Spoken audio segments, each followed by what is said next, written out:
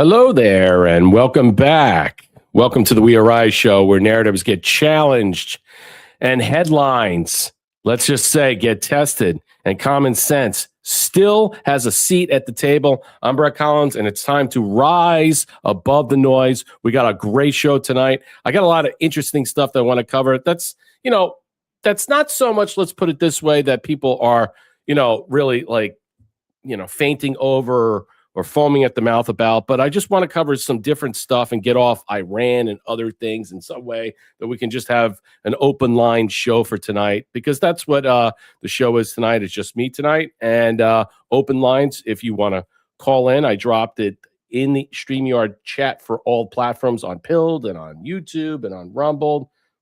I know True Terran loves the intro. I don't know. Sausage Launcher likes it too. Good evening, Pilled. Good evening, YouTube. Good evening, Rumble. Good to see everybody out there. It's good to see everybody out there. I was going to do a show on Thursday. I'm actually going to add Thursdays to the schedule. It just at this moment, I wasn't feeling well. I ate something and it didn't work last night, and I didn't want to go on air just sweating and not feeling good. So welcome in, everybody. How's everybody doing out there on this great Friday evening? Tonight's show is just open lines, Rise Report, power moves, media spins, and what comes next. Generic title, because I got so many different overlaps and overlays of discussions that we're going to cover tonight. Let's say hello to everybody on pill.net. What's up, Wood USA? Thank you for the 217 gold pills. Who's here? Sausage Launcher. Rob Stickler, what's up? Patty B, how you doing? Asmatis, what's up? Haven't been here for a while, but I'm checking in now. Laugh aloud. I took a break from everyone. Well, I hope you're doing well. What's up, TT? How you doing on this Friday evening? I'm glad everybody's here. I mean, that's awesome. What's up, True Terran? Everybody on Rumble, YouTube, you know what to do. I don't have to go into it and explain. Support the platform. Do what you got to do. Help us out. Keep it going. All right, let's just get into the subject matter tonight, because I got a lot of stuff. So I'll just basically broach what was happening today. So President Trump left the meeting today in the I guess there was a security briefing for the Iran deal, and nothing has come about. He walked away. There's no deal. But this was what has been fostered out there, and I'm just going to briefly cover it so we can move on, because no deal has been made. I mean, Drudge Report and other places are reporting just crazy stuff. $300 billion. They want the money. We want the uranium. Why would we give that to them in some way? I don't know what to make of anything about this Iran deal in some way. It seems to me that this is a stalling tactic, and everything that we're made to see is an overture.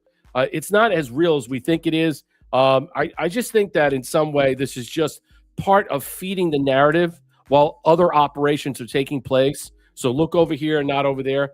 But, the only thing we focus on when it's regard Iran is really about the economy. And as Scott Pacent said, things are really just humming along, even though things are, let's just say, expensive, higher than normal.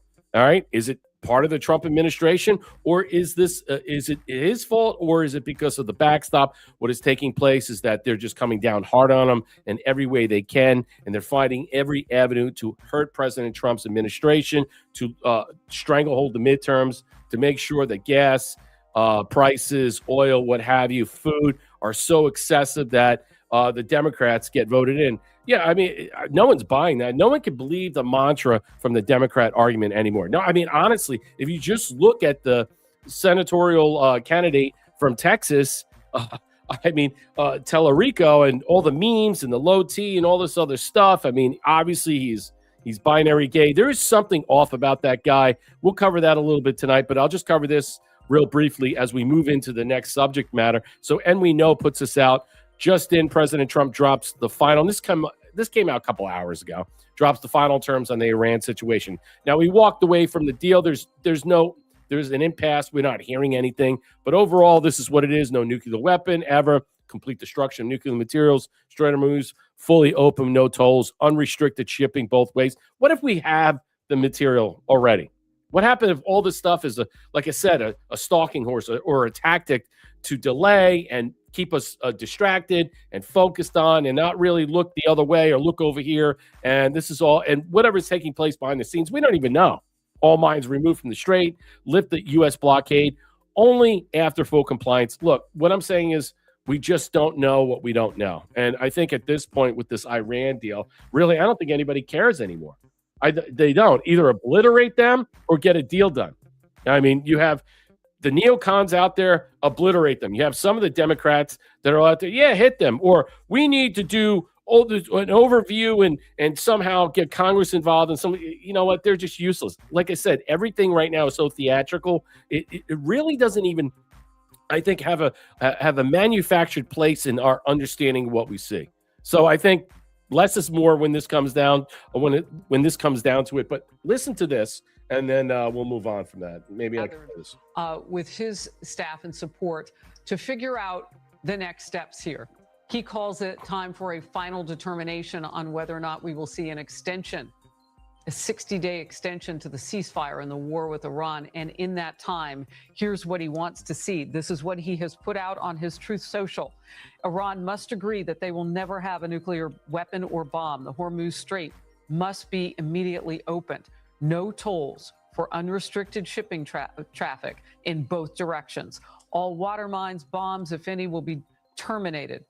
And then he goes on to say, ships caught in the strait due to our amazing and unprecedented naval blockade, which will now be lifted, may start the process of heading home. We are awaiting word from the president right now. So he's basically saying that a lot of the ships that are there, so maybe agreement's already been done, and that a lot of the ships supposedly are heading home.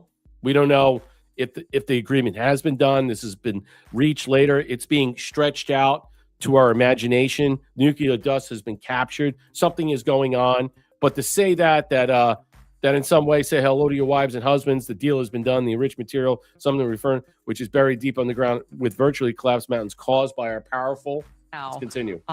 About what happens next. And we'll continue to put more I think we have posts there on the screen. I think we have it all. I want to really stick on one point with my next guest. The president says the enriched material. So this is really the first time that we know of that Iran has potentially been looking at something that they would consider that has their nukes in it. So the enriched material, sometimes referred to as nuclear dust specifically, which is buried deep underground with virtually collapsed mountains caused by our powerful B-2 bomber attack 11 months ago, still sitting on top of it. That nuclear dust will be unearthed by the United States. Do you think it's unearthed? I mean, do you have like some type of plausibility? Do you think in some way it has been unearthed? Let me lower the music a little bit. I mean, do you think it has been? I mean, I can't imagine it's not. I mean, I think a lot of the stuff we're seeing is just noise in the background.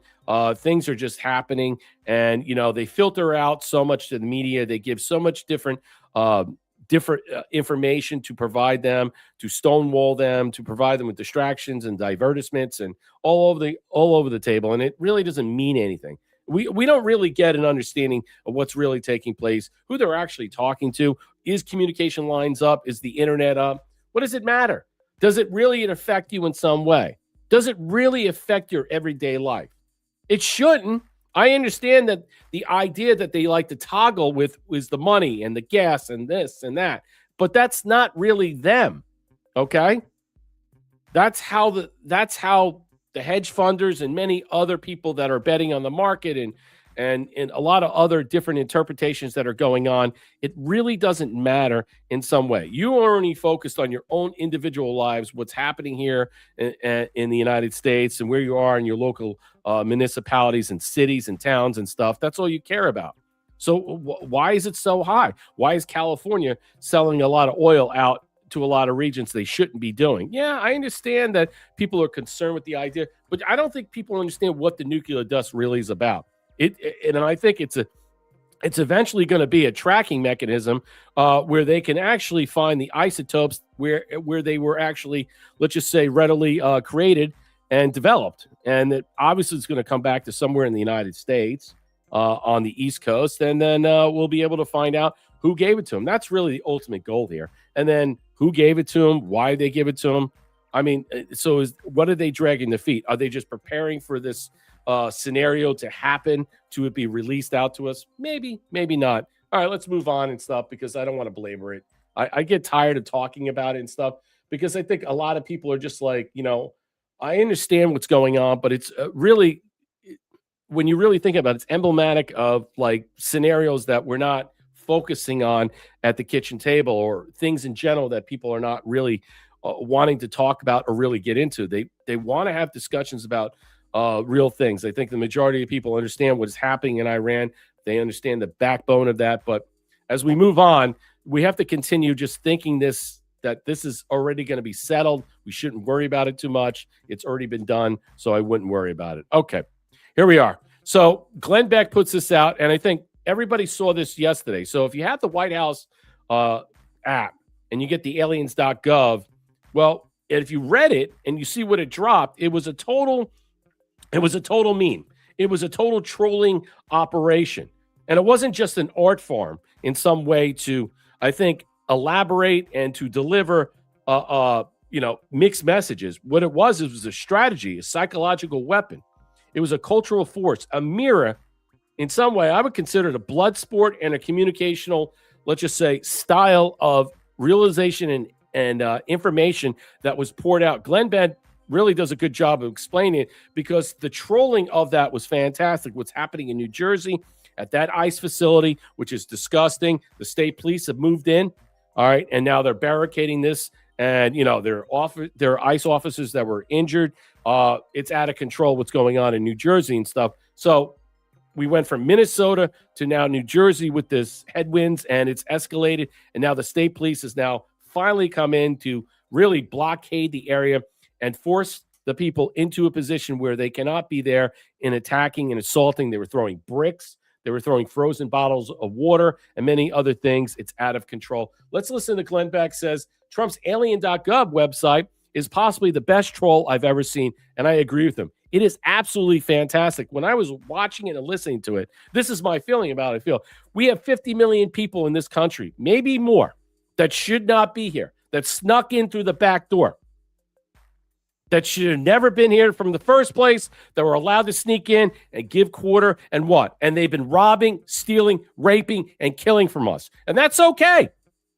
But even though this troll is perfectly set up in a line, I think it really, let's just put it this way, it really puts like something in the back of your mind to understand what we're doing. Yes, we want to see the escalation. It's going to happen after the midterms. Probably that's the best time. But how are you going to get 50 million people out in the next 2 years thereafter? You'd have to think that this is going to be an ongoing effort, that we're going to win the next presidential race, and then everything is going to be set up for the next 4 years. Who that is, who that may be, does it even matter? Do you even care in some way?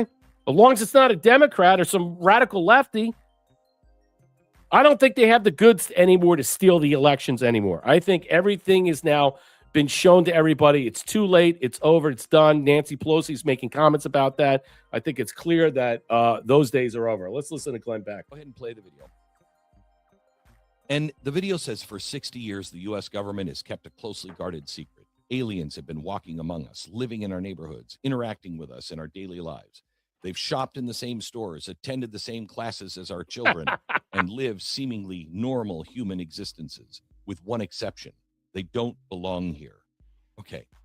Now, I'm reading this, and I start reading this, and I listen to my wife. Honey, you got to come back. She's like, what? And I pull the bar back, and I start from the beginning, so I miss.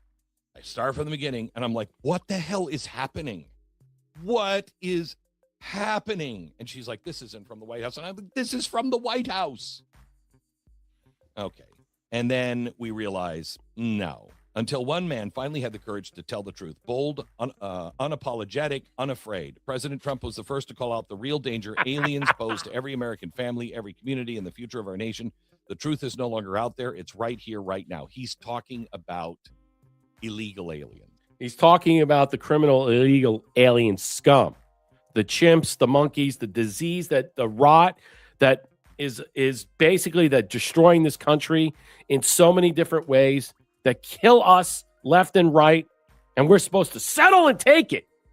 I got a lot of blowback from Wednesday's show, because we talked about the teen stuff that's going on, and it's not really a teen. It's riots that are masquerading for all that stuff. And, some people said, you got to cool it with that stuff. And I said, go fuck off.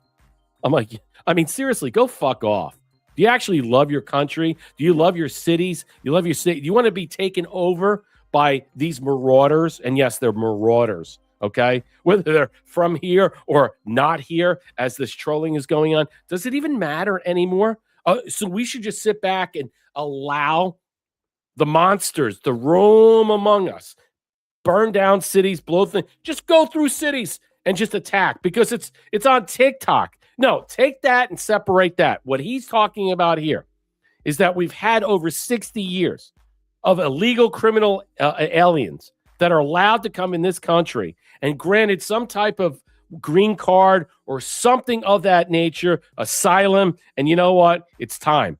All right. It's closing time. One last call for what? Your thievery, your theft, your murder, your death. You're all going home.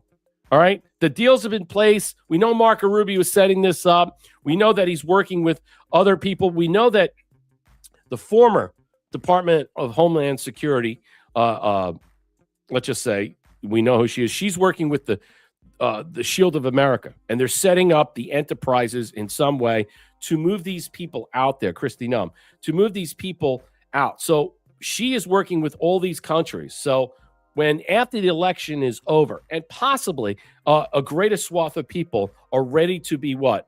Exfilled out. And I believe so. And I think it's just a matter of time. Do we have to be patient? Yeah, it's what, 3-4 million people. I think more people are leaving on their own because the banks are no longer working with them. I mean, we're shutting down economic systems. We got to go after the corporations. We got to cut off the cash in some way. But I think ultimately how you look at this and perceive this, that come very soon, there's going to be a large swath of these people. I don't know if we can get all of them in the next 2 years, but we should be able to get as many people came in through the back door in the Biden administration. That would be good enough for me for the moment, but that can't be the end all be all. All right, here we go.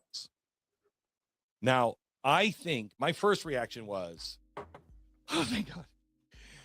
Second reaction was, this is brilliant.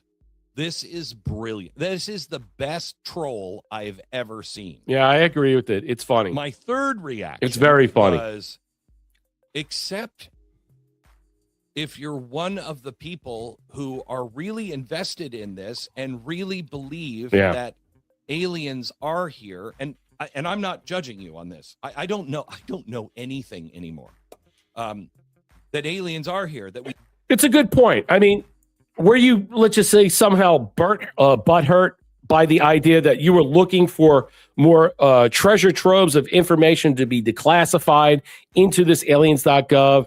Or were you hurt in some way? Were you really expecting more information about it? I mean, do you really expect anything? Unless there's an alien or aliens wheeled out, hanging out with the White House, President Trump, I'm not buying anything. I'm serious. All right. Unless you have a reversed replicated vehicle from one of these major companies, and they're out on the White House lawn and President Trump being described. How do we get this? And there's so many different ways that I can look at this and see this, but this trolling is magnificent because it got many people, including me, to look at this and say, what's going on? But again, it doesn't underscore the situation we're at. It just reinvigorates. It reinvites the idea and the discussion that we should not let up the focus of removing the rot of this culture, the rot of this country that has been grifting and grafting and that have been placed there by NGOs snuck in the back door that are allowed to steal our Social Security, allowed to steal our Medicare and Medicaid and all these other things. And then not to mention murder and rape us.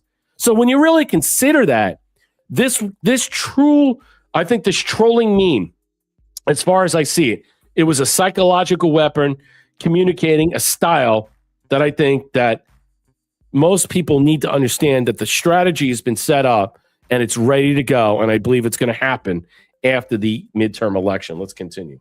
We do have evidence of some alien life or whatever, and the government has been covering it up, and now it feels like a troll. Now it feels like, are you mocking me? Are you mocking me? Are you mocking me, sir?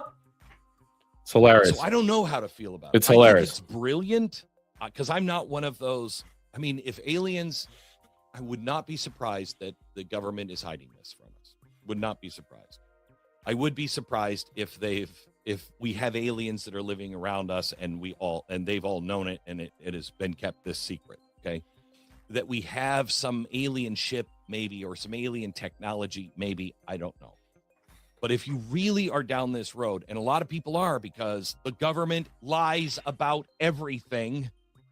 But I think President Trump, and I'm going to end this real soon, I think President Trump putting that out there to bifurcate the discussion about aliens, whether extraterrestrial or interdimensional or intradimensional, he's saying that the real discussion of aliens, illegal criminal alien scum that have been brought here by NGOs and Democrats and many, and the Archdiocese of the Vatican, Catholicism, all these people have allowed many different entrails in there to replace you, to take your job away, to kill you, to burn down your house, to rob and steal, and they're being used by benefactors that proffer off this, because if you look at Minnesota, if you look at California, and we haven't even scratched the surface of California with all that, and then you got Maine, many different states that are just taking money in and out. We could basically save Social Security, as President Trump said, $2 trillion, $3 trillion. What happens if we're able to, I don't know, can we get back a lot of this money? How much of this money has basically put us into this deficit of $40 trillion? I think that's the overarching discussion that we're going to get to. I'll get out of this right now. I know a lot of you are like, Glenn Beck. I mean, you don't like this, you don't like that. But Glenn Beck makes a good point.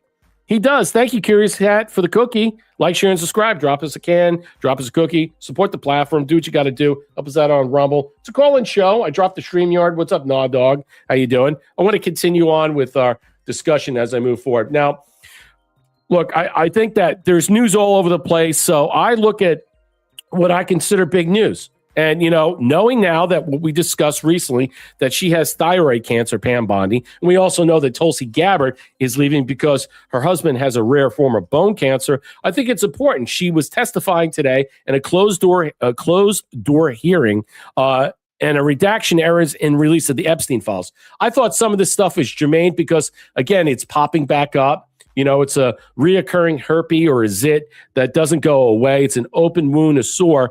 And in some way, a lot of the commentary that was been focused on her has now been pushed off on an acting attorney, Todd Blanche. But all she did was saying is that she had no authority over it, meaning it was basically being worked out by her underlings. So let's listen to this. So former Attorney General Pam Bondi testified to some errors to the House Oversight Committee Friday over her handling and release of the Epstein files. But she said she is proud of the Department of Justice's record and a commitment to transparency. Well, she was ahead of it. There were redaction errors, Bondi said in her opening statement, as reported by NPR, NBC, and Politico. The opening statement was obtaining evidence by several news organizations. But since day one of this process, this department has been committed to accountability and transparency. The testimony was closed to the public and wasn't recorded on video. Interesting. A transcript of the proceeding will be released. I got it. Bondi was under an oath. Our diligent and good faith effort to collect materials ensured that all potential responsive documents that could be reasonably located would see the light of day, Bondi said. I've spent my entire career fighting for victims, and I will continue to do so. I'm deeply sorry for what the victims or any victim has been through. Our stance has been this, that the department stands ready to review any potential evidence of criminality activity related to Epstein and his associates. The committee subpoenaed Bondi in March after months of documents releases. All right, let me get out of this. I got another one that breaks it down because there's multiple discussions that are happening. Mediaite puts this out, and they're blaming her for throwing the acting attorney general, Todd Blanche, under the bus, which I thought was interesting because when you go through many different articles, she did not do that. She just basically said that Todd Blanche, Blanche, is as the now acting attorney general, was in charge of all this stuff, including the redactions. So is anybody going to apologize to her? Hell, she's got thyroid cancer. Did they apologize to her? Did they sympathize with her plight? Probably not, because they're scum. Let's continue. And I'm going to defend her. And I said to everybody, I defended her. And I'm saying, you know what? You want to attack her? You want her out? Well, she's out. She got thyroid cancer. Now she's overseeing a board of AI directors and how this is going to work out in some way. So I'm glad she's still working in the administration on the science department level and where we're going with this. What's up, Senior Polo? Thank you for the can. They should have kept the Epstein files on the wraps like Biden did. And no one would have been talking about it. Yeah, I know. But this is the point. There was a reason why. No one can understand. I think in some way you make a great illustration here. And I'll say this. Why did she put out the fake binders? What was it to do it? I mean, I know that it was to get ahead of Massey and Ro Khanna and stuff because they were pushing and pushing and pushing. So they just pushed whatever they had.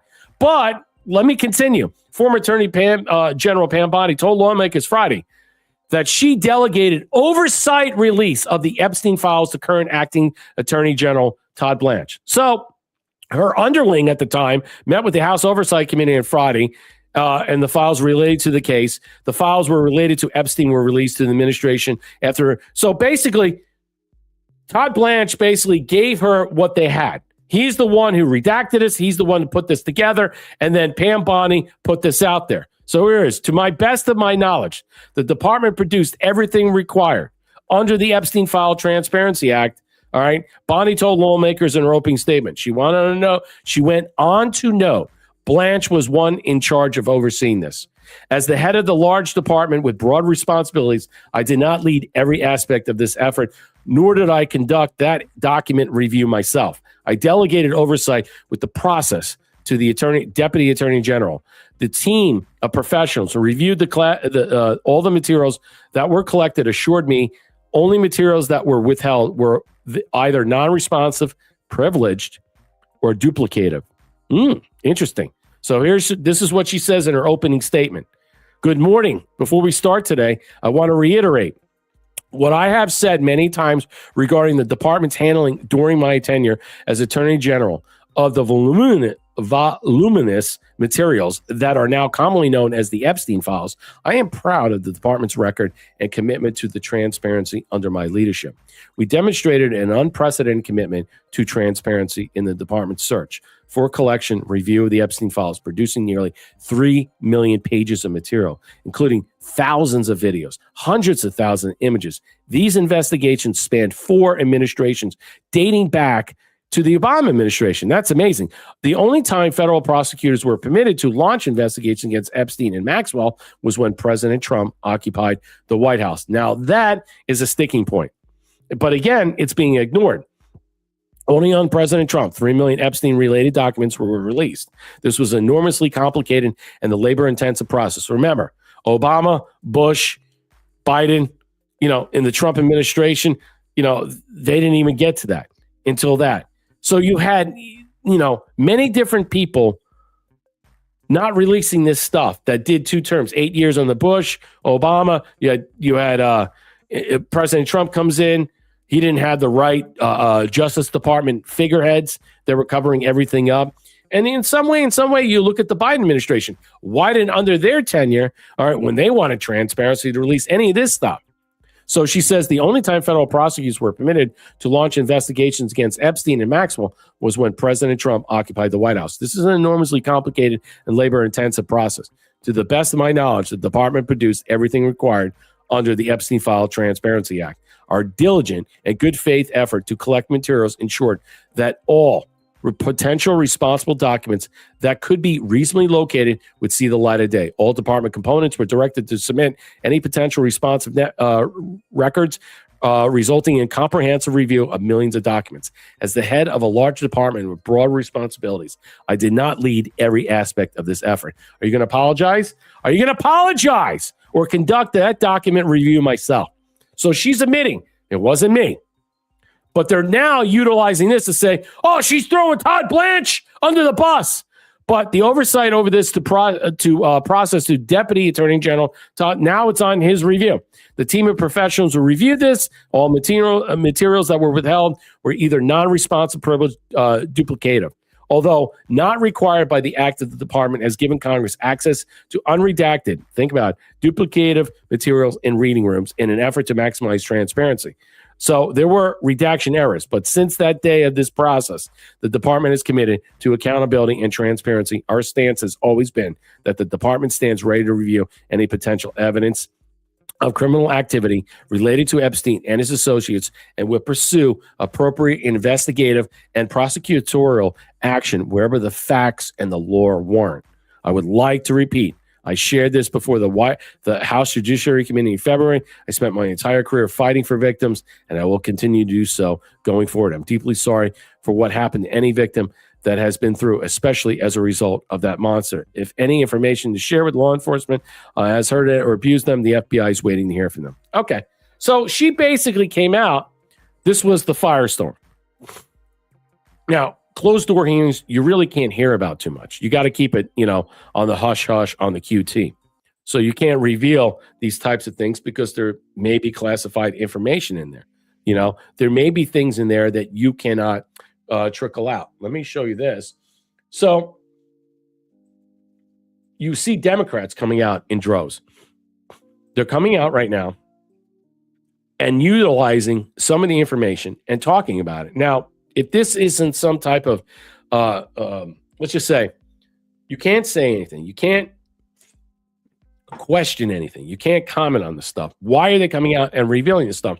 We talked about the NDAs yesterday. I mean, Congress has certain provisions. Maybe they should start signing NDAs. The fact that they're basically coming out and saying Pam Bondi was never in charge, and I'm going to play this, of the Epstein files, and that she was merely a puppet while Todd Blanche ran the entire operation behind the scenes. See, this is what they're taking. But again, I ask and I hearken back, did anybody apologize to her in the committee? Has anybody apologized to her on X? She's got thyroid cancer, you fucking scumbags. For the last month we found out, and it's a lot more serious than we know. But the understanding of this prevailing argument and stuff is that we moved and shift this now onto Todd Blanche, or the Democrats, the lefties, the radicals are doing this. They're saying, oh, it was him. He did this. Let's go get him. Let's listen to this shit. It is clear in just this part of the interview that she continues to push all of the investigation and the blame on acting AG Todd Blanche. She said, and I quote, acting AG Blanche was managing the entire investigation, end quote. And what you're going to hear in that interview, and what she's saying here in her words and remarks, is that it was Todd Blanche, the current acting AG, that was leading the Epstein investigation. And quite frankly, so now they're going to go after Todd Blanche. They're going to go after and try to roast his ass. But she didn't say that. She defended him. This is what they do. They're so hyperbolic. Honestly, the hyperbole and how they stretch all their imaginations are just completely, fashionable on how they want to plug in, the squares inside the round circles. They can't do it. These people are so bereft of anything moral. Their moral compass never shines lightly to the north. The problem is that when you have these type of closed door discussions, then any rampant abuse that will come out from let's just say the other side is what we're seeing. Remember Adam Schiff in the first term, what happened with Russia? This is what we're seeing. And this is what they're going to do. They're going to go after acting Todd Blanche in ways that you can't even imagine. The question is this a trap or are we seeing something? Let's continue. All of the mistakes that we saw, the redactions, not protecting survivors, she continues to push that back onto... Where are the survivors? Why didn't the survivors want to come and testify? We talked about this. They all signed NDAs, but NDAs don't matter. If they were subpoenaed by the House of Representatives or the Senate, those NDAs would be what? Broached away. You have a subpoena. You have to testify and tell us the truth. NDAs mean shit when it comes to what? The court of law, or when it comes to the House of Representatives or Congress in general. It would mean nothing. It would mean that if they do testify, spill the beans, or say, you know what, I'm just going to I'm just going to testify under the Fifth Amendment and invoke my rights. Well, why would you want to do that if you're a fucking victim? Because you're part of the problem. This whole thing is a relative scam, and I do believe they're being set up right now for the fall. Oh, it's getting ugly. It's getting lovely. You should enjoy every moment of this, and I think they were set up, and you're seeing it right now. You want to come out? Now we're going to go after Todd Blanche. Wait, what if he drops stuff that he held back purposely for this point? All right, look at these people. They make me sick. You think they don't care? Half of them are probably involved with fucking shady stuff as well, with children or other things. And you're going to tell me, like, you really give a fuck about these victims? This is all about votes. This is all about winning your districts. This is all about what? The 2026 election. It means nothing. And if Todd Blanche is setting them up, and I think it's possible, you should consider that. The acting AG, Todd Blanche, who, by the way, was Donald Trump's former personal lawyer. Oh, that's so bad. It's clear. See, that's it. That's the bottom line.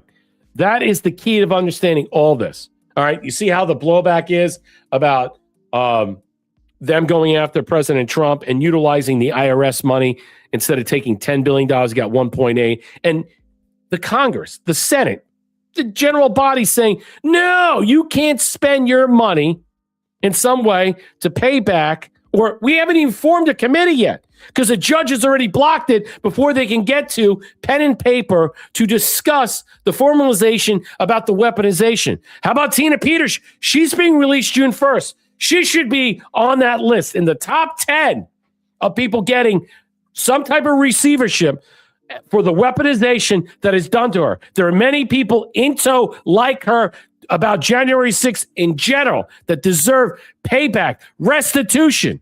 And these people are telling the president of the United States, which are basically telling you, if you are compensated in a lawsuit, okay, that has been settled, that's not legal, that's not binding in some way, that it's civil action, all right, and that you were afforded a prize, a payment of damages, and that you can take that money, less of what it is, he's not keeping it, and saying utilize it for whatever you want to do.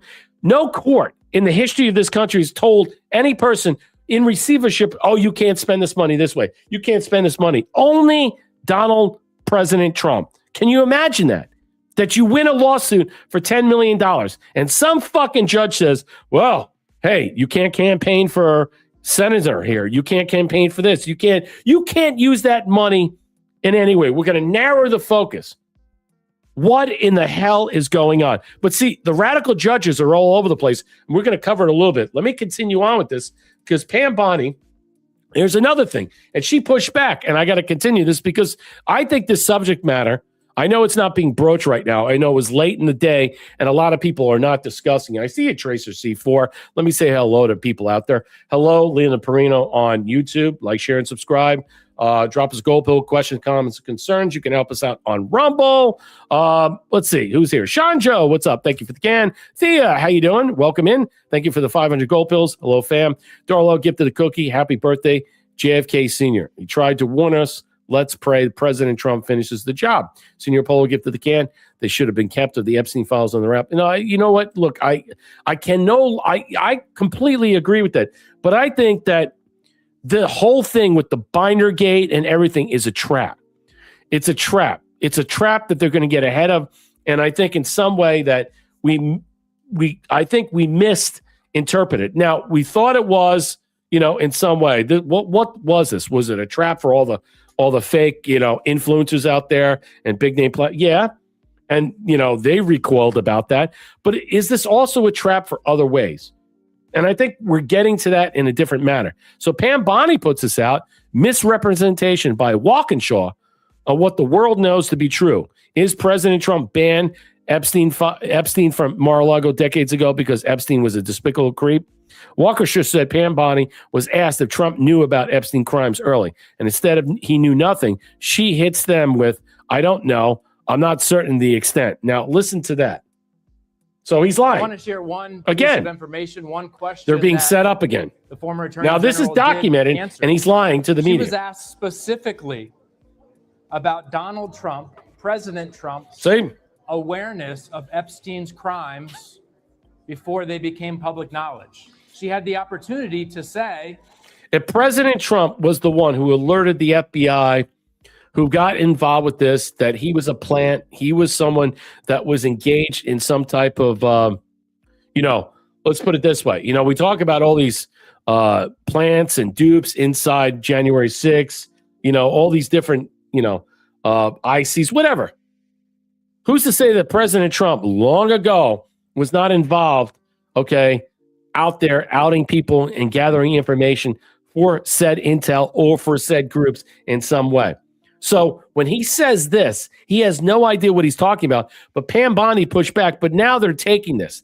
They're saying this and running with Todd Blanche is controlling this because he's the former president's personal attorney. And now things are going to get wider and deeper. Donald Trump certainly wasn't aware of those crimes. She had the opportunity to say, I know Donald Trump, and if he was aware of those crimes, he would have done something. Instead, she said, I don't know. She also said, quote, this is a direct quote, I'm not certain of the extent of his knowledge. I think that's a perfect example as to why we need Pam Bondi under oath in a real deposition for the camera so the American people can see and hear her answers to our questions. Well, here's the thing. She was asked to have an open door and she said yes, but they told her no. She went right in. She's like, I think we need to get this in a closed door setting because they wanted to lock them in, knowing full well they were going to lie, cheat, and steal about the information. They were going to leak this out. They were going to spread false innuendo out there. So it was perfect setup. Why would you come back now and to testify in an open door setting about this when everything is on the record behind the books? Happy birthday, Darla L. Is it your birthday? Happy birthday, Miss Darla L. Ladies and gentlemen, all give her a big round of applause, support her. Honestly, birthday. Come on!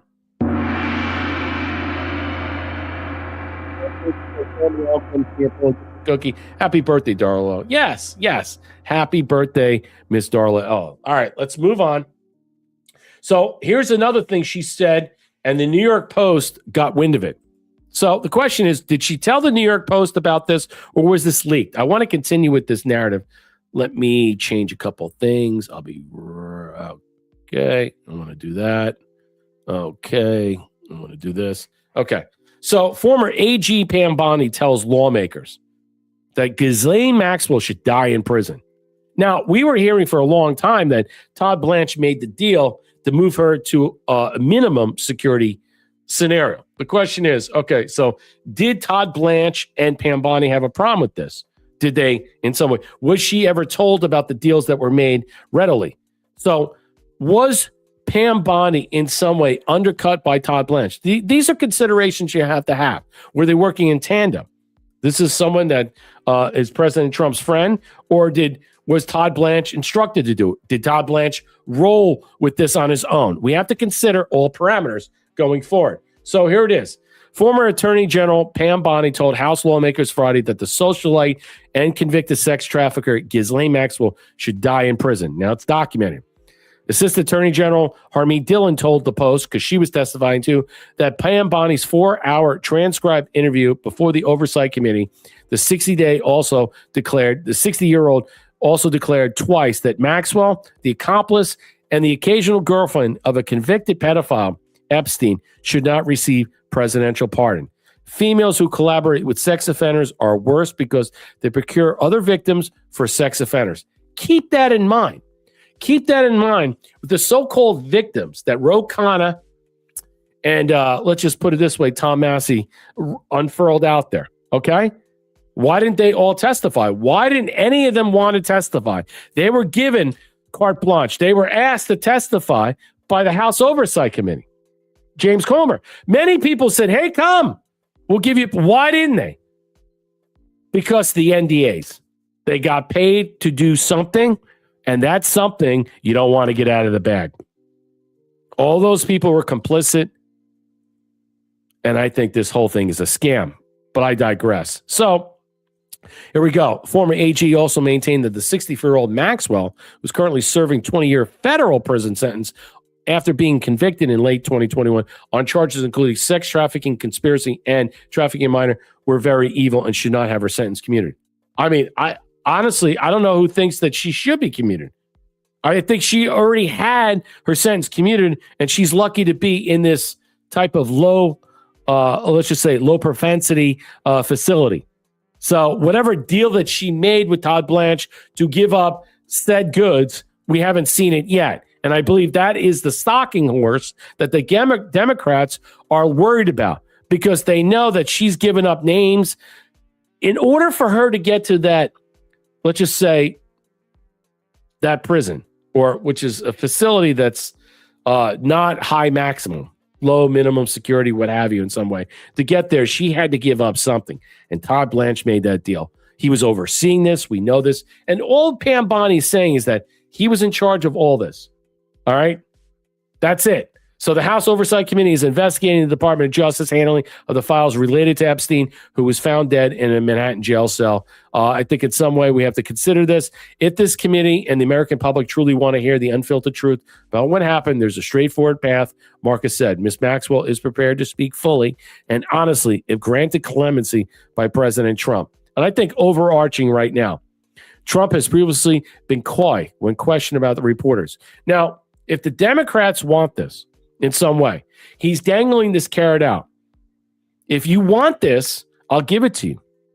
But what she knows, what Todd Blanche knows, what the president knows, is basically saying, hey, look, if you want this, I'll give it to you. But she's got to get some form of clemency to reveal the goods. Can you imagine that she gets clemency, not a pardon, meaning her sentence is commuted and it's over, time served.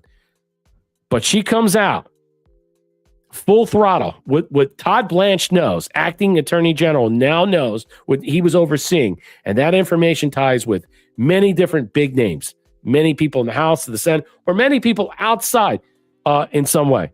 This will be the biggest testimony we've seen in a very long time.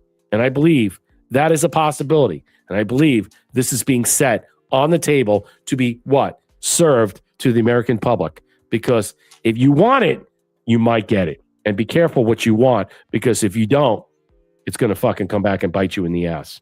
That's my thought about this. I hope you understand where I'm going with this. I hope you understand where we're seeing different metrics about this. And I think this is where all this is going to. As Pam Bondi has described this, as the New York Times has transcribed this, I think we need to understand in some way where we're going. Okay, let's continue on. Let's move forward with tonight's deliberation of other things that are going on.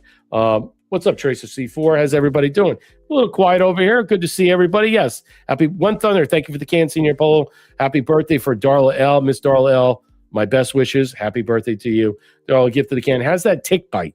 You show me a picture of a tick bite. Have you gotten medication? Have you seen a doctor? Are you doing something about it? Please don't wait, because one day you're going to wake up and not have a craving of meat. You're going to have a craving for something else. So make sure you get yourself healthy and tested. MJ Truth puts this out. The resignation of Tulsi Gabbard could trigger the public release of declassified records. And I'm going to talk about this because I think it's important. President Trump's perfect departing speech to her. I think she's loved or beloved in some way. And, you know, the real scenario with her family is happening right now. But we don't understand. But listen to this discussion. The release on declassified records relating to a directed energy weapons use of U.S. government officials. You know, I often wondered if her husband was in some way a target of this, and he was a recipient of this. And was it possible that his receivership of a weapon of this amount was to target her to leave, to prompt her to leave? Now, she's not leaving until the 30th. So there's a lot of time on the table. Time is what? Not moving that fast, we think. Actively working to declassify direct energy weapons. Let's listen to this a little bit. We sat down with the head of investigations for a judicial watch, which is now suing multiple government agencies for records about these attacks on U.S. government personnel and civilians, as well as the reported purchase of one of these weapons by Homeland Security Investigations and the Defense Department. The resignation of DNI Gabbard could impact the lawsuit and accelerate the public release of records previously withheld by the U.S. government. So her departure is now going to fast track the information based upon her tenure, her time served. How interesting is that? So you could look at it two ways.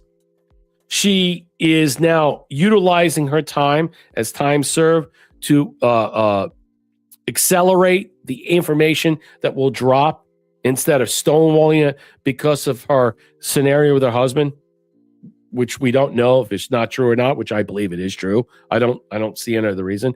Or did they do something to her husband to cause this acceleration to happen? Or is it just something as time served for her? And as Marshall said, and many other people have said that, you know, they're there for a period of time and they know when the window closes, they have to dip out. And so whether excuse is given or not, I digress. But I'm not going to sit there and play this. Let's continue.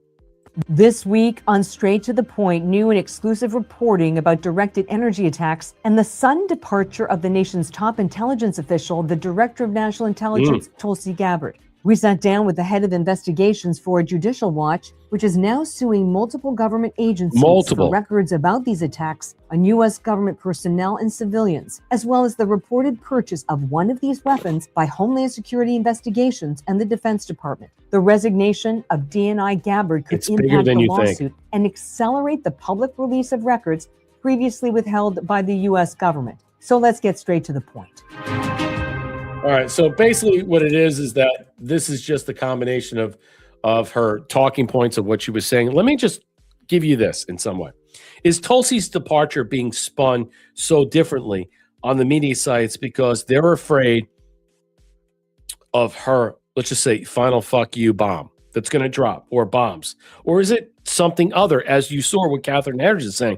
I think what Catherine Heritage reporting is about to say is that the timing of her departure is equally transposed with the drop of information. So whether you want to utilize one thought over another or to in some way equivocate it, I don't think it's necessarily germane to the point. But her departure is like a dead man switch. And I would argue in some way that's the point that we should focus on. Or is it about which layer of at the narrative or at the narrative or the narrative that is being treated as the real, let's just say, exploratory or explanation about her scenario that the media is prompting in some way? Because they're kind of like concerned in some way. They know that something is going to happen. And I believe her departure is a dead man switch, and thus I will run with that. But they're utilizing things like personal crisis, institutional power struggle to make it so, or make it look like in some way there's this cage match inside the Trump administration or a cage match inside the CIA, DNI, NSA in this. And there may be some type of constructs that are, that are flipping left and right, that people don't want certain information in a lot of the time. And the only way to release it and to declassify is to tender your resignation. President Trump moves this forward and boom. And maybe there was a timetable set on this. I'm not sure. Or is this just partisan media reactions and filibuster? There's no triggered event to assuage audiences to believe something that explains everything. It's all interpretation. My explanation about how I feel about it is that her time there was what? A dead man switch. That her departure would lead to the fallout of all this stuff. So as we get to July 1st through the 4th and celebrating a 250th anniversary, we're going to fucking hear things and see things that are going to be, let's just say, schisms. It's going to draw chasms. It's going to bring forth things that are just going to basically undercut and destroy the intelligence apparatus. And then we're going to see things that are going to be provable once and for all about Russia, the 2020 stolen election, which I think is just as important, and many other facets that will be intertwined as she dips out and says, fuck you. And I believe Tulsi Gabbard is a hero. And if you think otherwise, whatever, I don't know if she's going to return to the fold in any other scenario, but her time out, her time ending. We've seen this in the previous administration with Trump, with DNIs. We saw this with, certain people that were, look what happened to certain people in the first administration. I'm not going to name names in some way. And then look where we are right now. But her time out here sends a message. It's a countdown clock. It's basically a dead man switch. And her departure has more meaning than we're saying. All right, let's continue on. All right, I don't want to belabor this. I want to move on because Charlemagne the God, okay, a guy I can't stand, hates white people. He's a racist.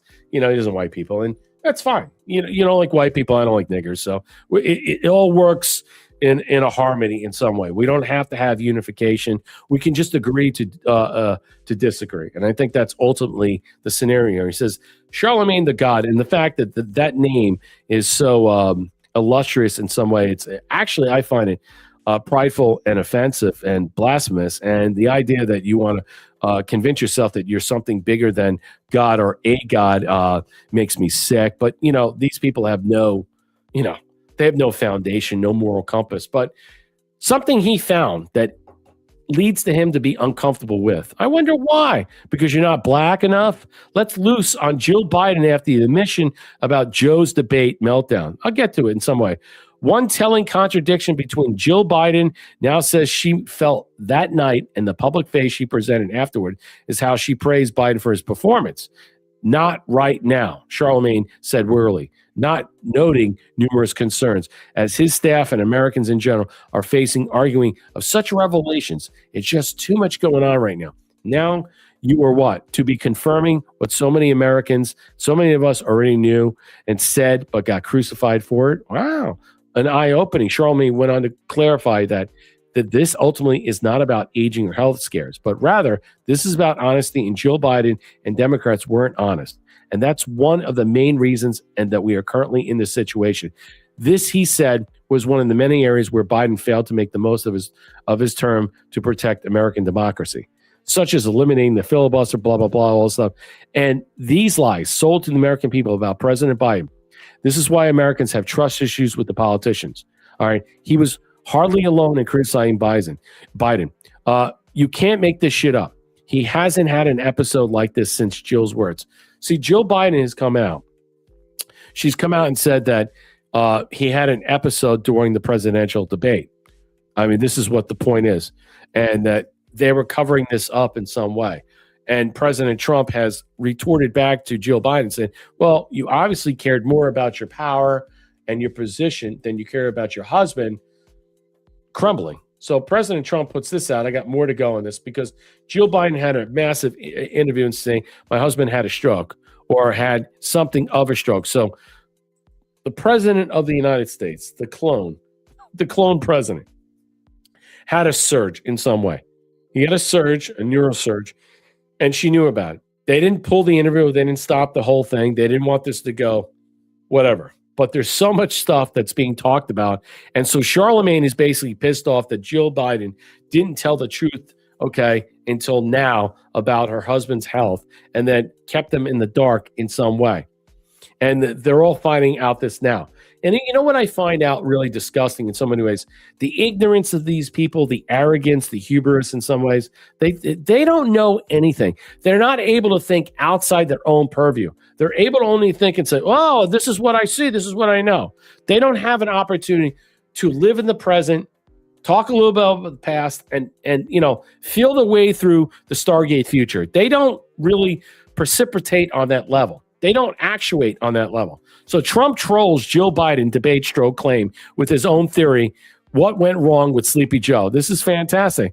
Trump says he seized on former Jill Biden's admission that she feared her husband, President Joe Biden, was suffering a stroke during his disastrous 2024 debate. Oh, what a shocker. The former First Lady made the remarks in a preview clip released this week from an interview CBS correspondent Rita Briva. Recalling the debate, Jill Biden, she was alarmed by her husband's performance and feared something more serious was unfolding. I mean, as I watched it, I thought, oh my God, he's having a stroke. It scared me to death, she said in an interview. Wow. So President Trump comes out, and I'll just read you this as I move on. Jill Biden is now out there finally admitting she did not know what went wrong with Sleepy Joe during our spectacular, highly rated 2024 presidential debate, where Joe, the clone, was not exactly performing to the highest level of debate standards. She said she thought he was having a stroke and various other really bad things, and yet never rush onto the stage to help her troubled husband, as any good wife would do. The only thing she failed to mention is how well I was doing prior to near total collapse. In other words, as many as asked, did my strong performance in the debate cause him, plain and simple, to choke, leading to his ignominious defeat? And were other reasons the cause? Nobody knows, but I do. I'll move on with this, because what President Trump is illustrating and orchestrating and suggesting to many people out there is that he knows exactly what was happening to Joe Biden. Joe Biden was either a clone, a masked individual. He was set up to, let's just say, be defunct. They were zapping and surging him. You saw things on his arm during that or after the debate. We don't know what that is, but there's many other discussions as I continue on. Let me say hello out there. A lot of people making good comments. Yeah, Doral L, gift of the can. There's something wrong with the black man's mind. Prove me wrong, professional porch nigger speaking. Yeah, I don't have to go into it. But I got destroyed. I know a lot of you guys like that show because I went off. I mean, I heard it on this. But, there was a lot of people saying, you got to tone it down. You can't be so angry and vitriolic. I mean, look, I wasn't vitriolic. I was actually explaining the information. You go back and watch it. I actually, point for point, read the reason why it's not teen takeovers. It's a new George Floyd takeover, meaning they're creating elements and scenarios to promulgate a new civil war through these factions of black teens and stuff, and say, well, we won't hurt them, we won't shoot them. Well, if you're 12 years old and you're pointing a gun at me, I don't care how old you are, I'll put you fucking down. I mean, honestly, why is Tim Burchett saying we need to lead the way about hanging? I mean, there are sheriffs in my counties right here in Florida basically like, man, we won't tolerate with your 12, 21, 22-year-old. You're pointing a gun at the cop, we're just going to blow you away. I mean, when you hear that from deputies and sheriffs and stuff, it makes me, yeah, because if your parents are not there to teach you the rights and wrongs, how did you get the gun to begin with? But if you point that at a cop, you're dead. You point that at me, you're dead. You point that at anybody that basically respects the law, you're dead. I don't care if you're 12, 21, whatever. All right. Your life is meaningless because you're pointing a loaded gun at somebody. And the fact that you were able to get the gun, whose fault it is? That's the parents and all these other things. So if people they can't handle that truth in some way and they think that's racist, well, they can fuck off and die. In fact, I want them to fuck off and die. And I want them to go out and arrest the parents. Because, once you arrest the parents, then you can put these kids in juvie or some foster homes and maybe put them in reform school because they're not getting an education properly in the regular school system, and teach them some fucking etiquette, manners, responsibility, truth. I don't know where these people are allowed to activate in some way, but let's face it. I always say 20% of this population is gone, whether they're dismissed, they're permanently, or they're just led off this moral coil by their own volitions. Consider that it has to happen. It's the only way it will happen. So here we are right now explaining this as I continue on. I think some of this supposition we're talking about, President Trump pushing this, and I want to continue with this angle. A lot of this stuff, because he's leading to the argument about clones. Trump keeps pushing on this because he knows exactly what Biden malfunctioned. See, Jill going on CBS and talking about this in some way has opened this door, has opened this window into what? Into not a fodder of discussion, into a Q discussion, into the idea who was representing Joe Biden. The 2020 election was stolen, and rapidly aged mind control clone of Joe Biden, Sleepy Joe, was installed in the White House. Jill was Joe's handler, not his wife. The malfunctions were forced by a galactic federation to show us that something was wrong. Even with multiple Biden clones, they couldn't make him look normal. They couldn't make it, but nobody else will. He knows the answer. So is President Trump pushing the narrative that we're going to get truth about this? Yes. Is it going to be part of the Tulsi fuck you bombs as she departs the White House? I think so. It's going to be connected. Once that information is declassified, it's game over. And she already has the viability to release that stuff as a DNI representative. Trump just reposted this on True Social. There's no no Joe Biden. Biden was executed and replaced with clones. Wow.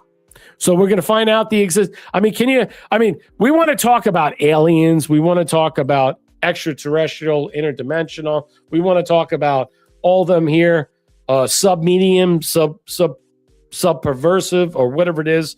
There's, submarine down here in some way.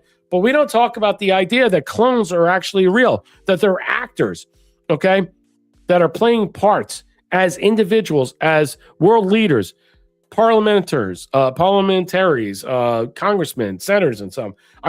Think about what is a greater proof of disclosure that would really shatter the country in some way, that we're not alone because of extraterrestrial, interdimensional, all these other things, or that for decades there have been actors, clones, people put in place artificially that are controlled puppets of a deep state cabal apparatus to toe the line, to do everything they say, and they're not really real. That is a hard sell and a very hard, let's just say, impasse of illogical conclusions. What I'm trying to say is, would the logical people that think that we're not alone and that have self-expressed that, would they automatically go along with the idea that the cloning operations out of Canada and many other places are not only real, they're proficient currently in our situation right now, all across the world, with many different people acting in that manner? I like Brett because me and an Irishman, I say shit to people that's truth. Well, I appreciate that, Senior Polo. It's hard to be who I am. I know, Senior Polo, get the can. We love you, Brett, because you keep your opinions and beliefs. Fuck what others say. Yeah, I know. You know what? Look, I know what you're saying. A Wednesday show, I was hypercritical about that. I wasn't race baiting. I wasn't calling out this stuff. But listen, if you want to say it's teen takeovers, why don't you just call it's black takeovers? It's young black youths who have no black families. And if you don't want to say the truth, you don't want to call a spade, pardon the pun, and you don't want to call it out, and you want to say that's racist, well, then, you don't want to get to the root of the problem. You just want to say white people racist and black people are out, 12-year-olds are out, black nigglets are out to walk around with guns and shoot people. And that's okay. And they get arrested and caught up, 16-year-olds, and that's okay. When does it end? How do we depress, how do we control the subculture that's going on in our country when many white people on a daily basis are being murdered and killed and executed, not just by illegal criminal alien scum from third world shithole nations that should, honestly, from my standpoint, if you've committed an act of terrorism or murder against an American citizen, you should automatically be shot and hung because you're an invader. You're an enemy combatant. Now, that's not the same as black people. They got to get their, if you're a citizen, it's different. You have rights. But all these other people that have committed all these crimes, why are they not executed on sight? You go to ICE, you're hung. Seriously. You should not be allowed to be afforded the luxury to go back after you murdered 3 or 4 people. You should be hung. And you know what? Maybe behind the scenes, we're not really seeing it. Maybe they're not telling that in some way. I can't imagine we're going to be allowed to see this. And I said many times over again, why not make this pay-per-view? Because as you see what's happening in New Jersey in an ICE facility, you can't. People can't handle things. Our culture can't handle shit. I would hope in some way that these people, whether they're moved off this, let's just say, residency of the United States, that are going to face a justice far more painful as they have acted upon American citizens, murdered, raped, killed, stoned, chopped heads off. I hope they'll find their way to a death quarter and moved off this mortal coil. But as we discuss the other things and stuff, I digress and I want to continue on. I don't want to bloviate on this. So let me look at this because it really upsets me and I don't want to go off a tangent. I got so much here to want to discuss. Let me get to some of your other comments and stuff. Like, share, and subscribe. Drop us a gold pill, comments, questions, concerns. You can help us on Rumble. What's up, Tracer4? Don't care for him either. Who do you don't care for? Let me know. Darlo, gift of the can. Happy birthday again. I took a round of antibiotics, Brett. Tick bite. Left the scar button. I'm 65 and ticking, laugh out loud. No pun intended. Have you taken ivermectin? Listen, there's and fenbendazole works for that because I've been reading that certain tick bites, antibiotics, you need 2 doses of doxycycline and some penicillin or something else that you're not allergic to.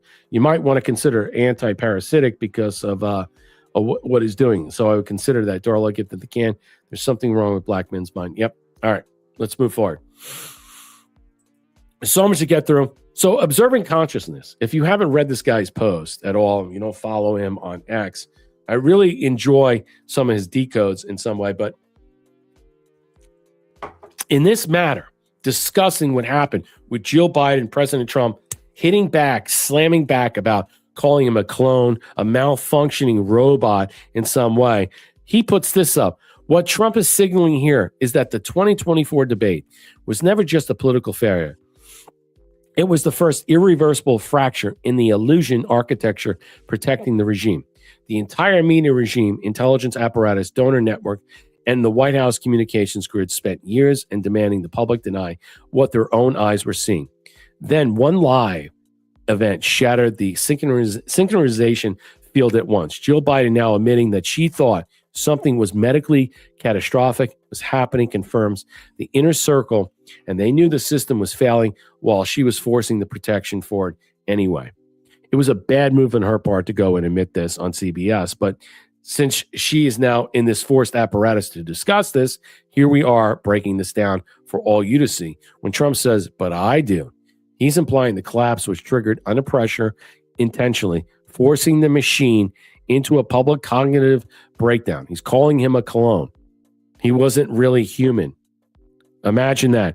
Can you fathom it? Can we wrap our heads around the idea that the Biden administration was representative of a clone, of a machine, of many different facets of people wearing a mask, and that the whole operation was a farce, was a scam that was working inside a Faraday cage with many different conglomerates, while the military outside was making sure they didn't go off the reservation.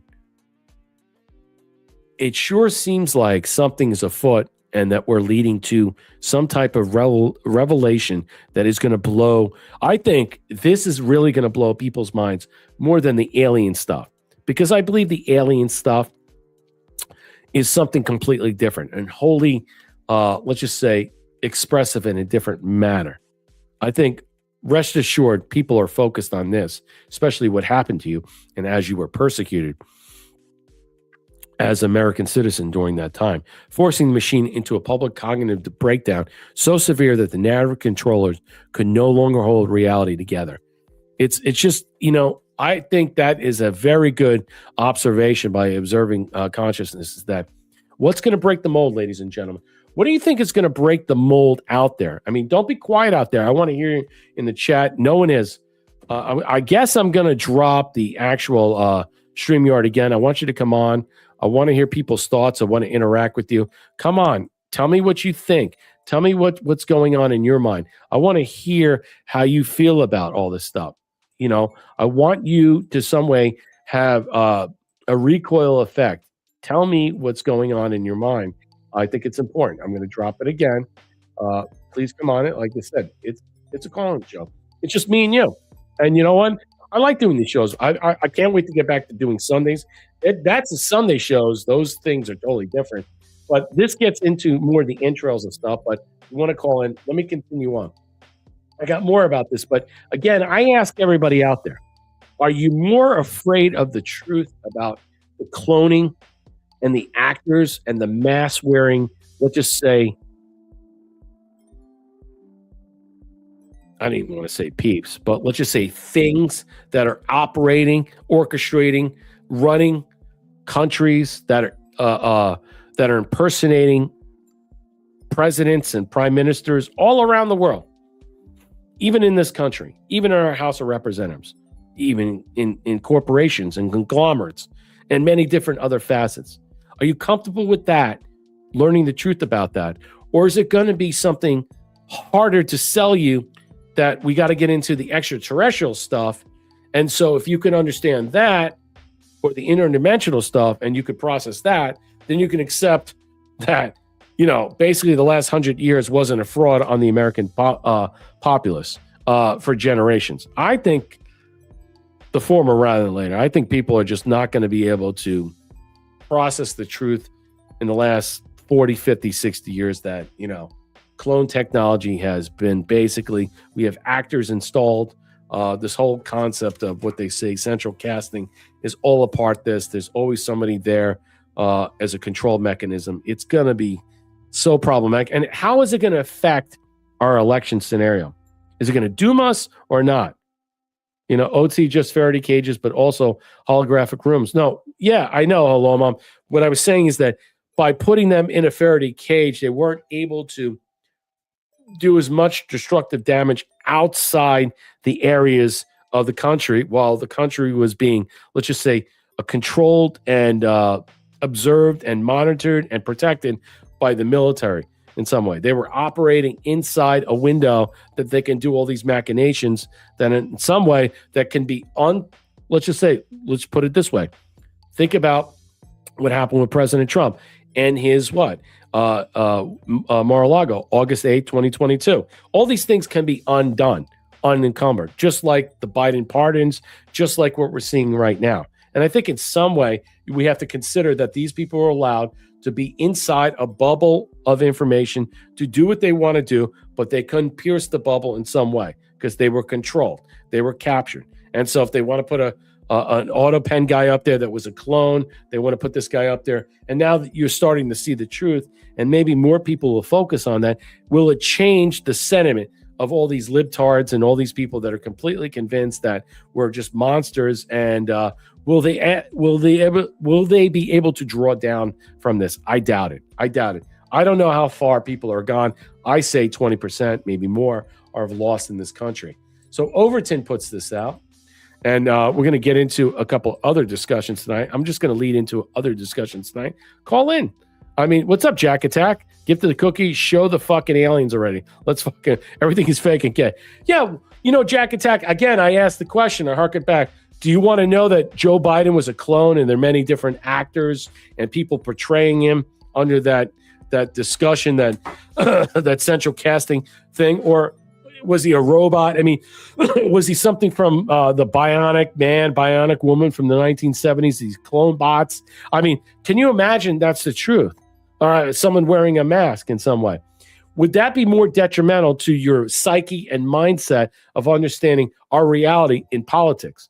Could that ever be displayed and truthed out in some way? You need to consider that.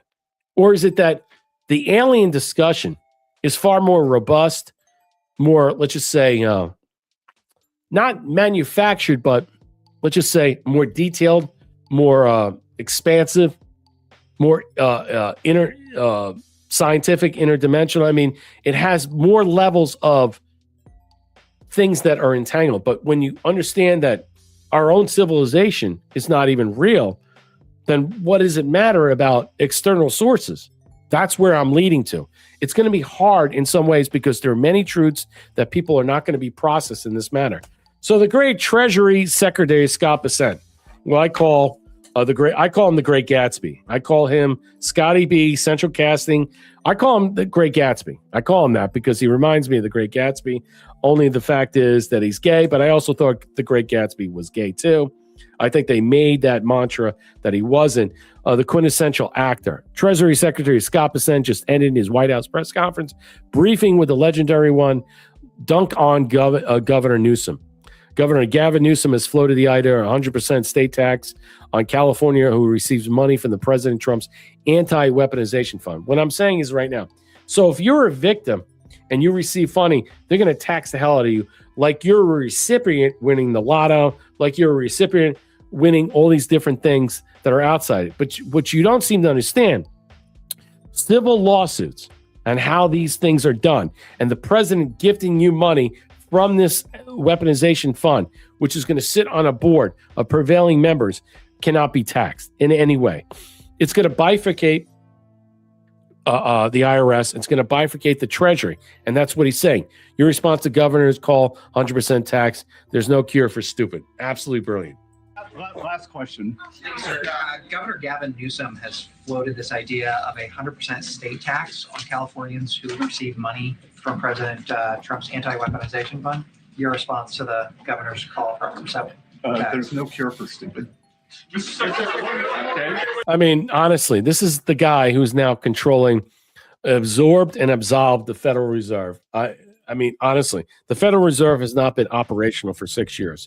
It's under construction forever. It's what I used to call UCF when I went there. Under construction forever. That's UCF. Or you can't finish. Because that was the mantra back in the 90s. It was ugly. Glory be. Maine Biden was controlled by aliens, clones, and aliens all the same. I don't know if it's all the same. I don't know who these people are or not. Jack Attack Gifted Cookie. We know it was many actors in masks. No, I agree with that. I'm not arguing that point. What I'm suggesting is that during this whole Jill Biden interview with CBS, she is suggesting, as President Trump is pushing forth a narrative in some way, a story, a theory that he malfunctioned because he was a clone at that time. Meaning he was being fed information, earpiece or what have you, and he couldn't deliver. And I wouldn't argue necessarily a physical clone, but somebody that was not able to retrieve the information to process it that was malfunctioning there.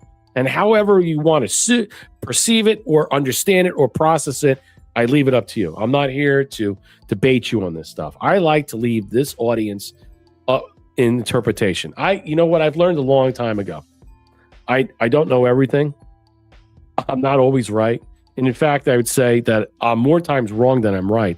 But what I do is I make sure that I genuflect to people that have a greater substance of information and reflection than I do, or able to pierce into the certain factual information that maybe I overlooked or disregarded in some way. I don't want to be that guy.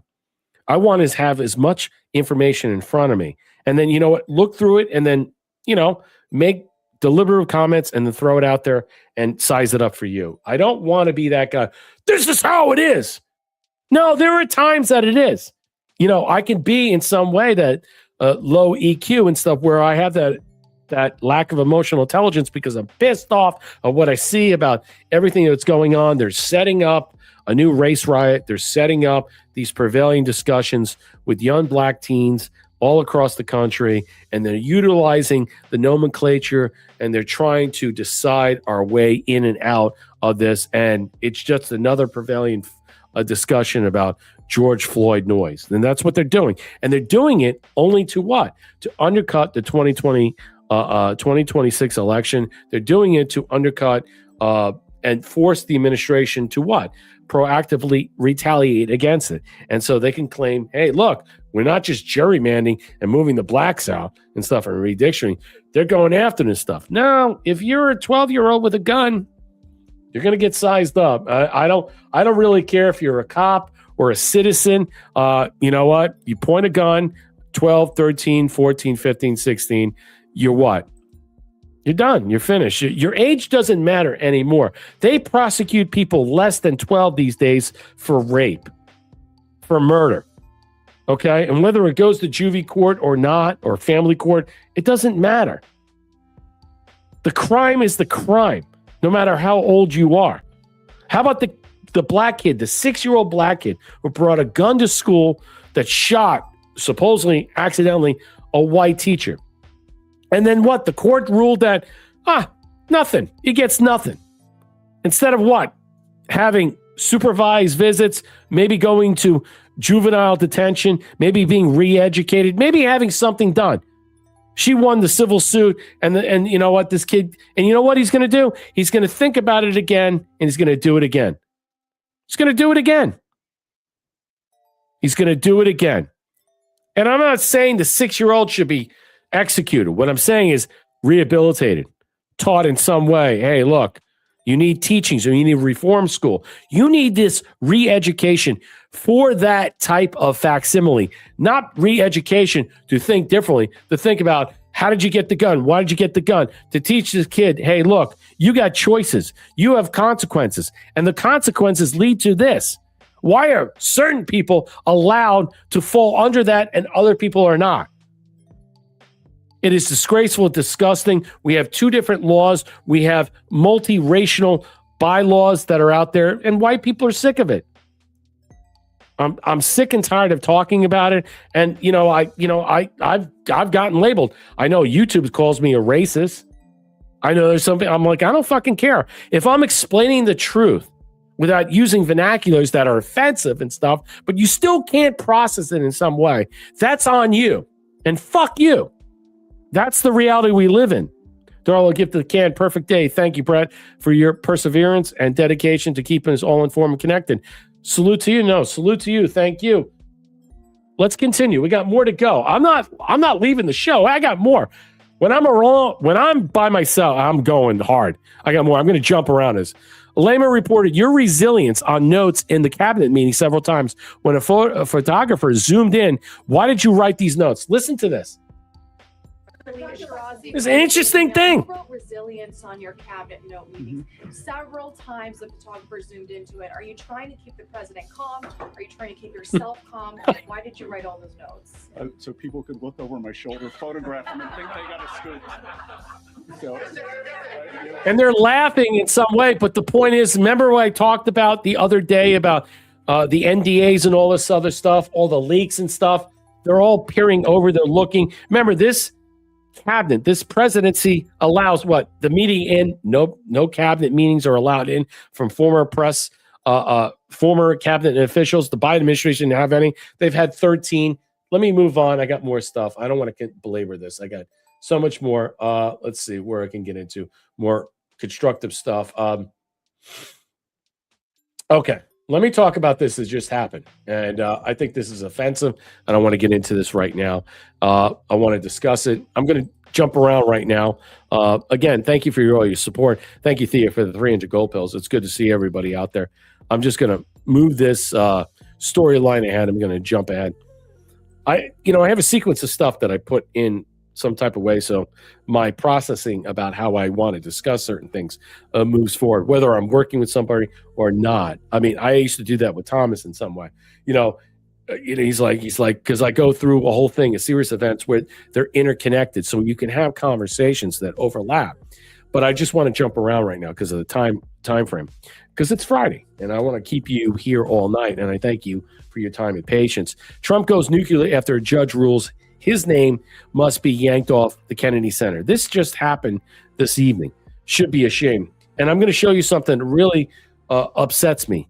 There is something that I'm concerned about. So a judge has ruled that President Trump must remove his name from the Kennedy Center 2 weeks or else. A U.S. District Judge, Chris Cooper, said that in 1964, Congress gave its name, replacing the National Culture Center, JFK, National Culture Center to the JFK Center, Performing Arts. And only Congress has the availability, the right, the power to change it. That the board that oversees the JFK Center superseded their authority. And, let's put it this way.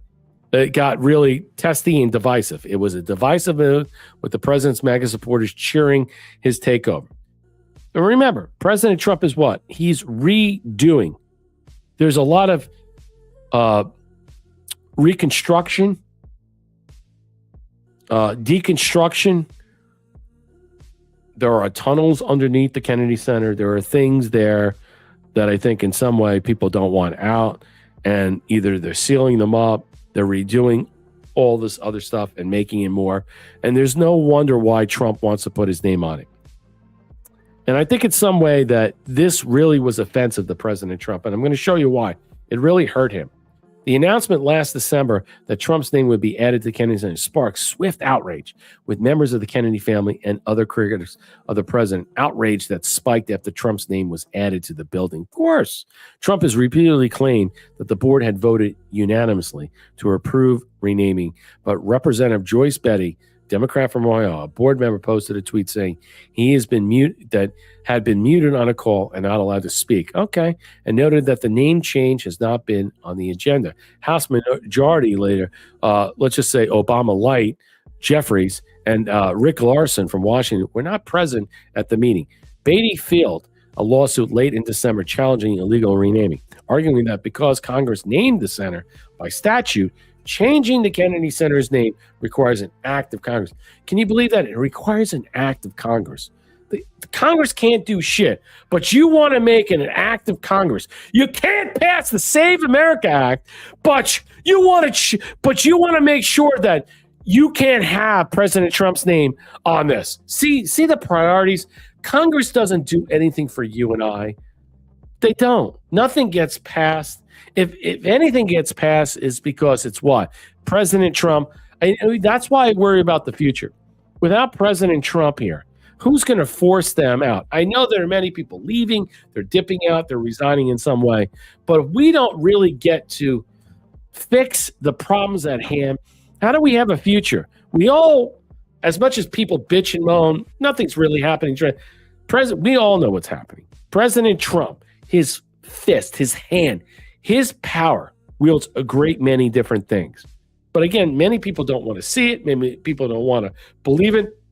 Many people don't want to actualize it in their head. But when Trump announced,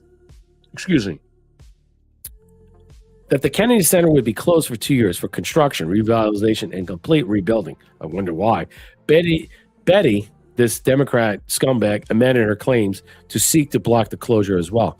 On Friday, Christopher Cooper, an Obama-appointed U.S. District Judge for the District of Columbia, ruled in Betty's favor, ordering both planned closure to be halted. So they want to stop the reconstruction, and then they want to stop Trump's name to be removed from the Kennedy Center. Can you believe that? The Kennedy Center's organic statute makes crystal clear that the center is to be named President Kennedy and cannot bear any name, wrote Cooper. The board was unilaterally say so, and this is an act of Congress. The name change reflects far more than an innocuous nicknaming. The judge continued finding Trump's board appointees had clear violated the Kennedy Center. Let me fast forward this and look at President Trump's response. Judge Cooper should be ashamed of himself, wrote Trump. Unfortunately, Judge Cooper and the radical left would rather see the Kennedy Center die in capital letters than have President Trump transform it into something that everyone could be proud of. Look at DIE.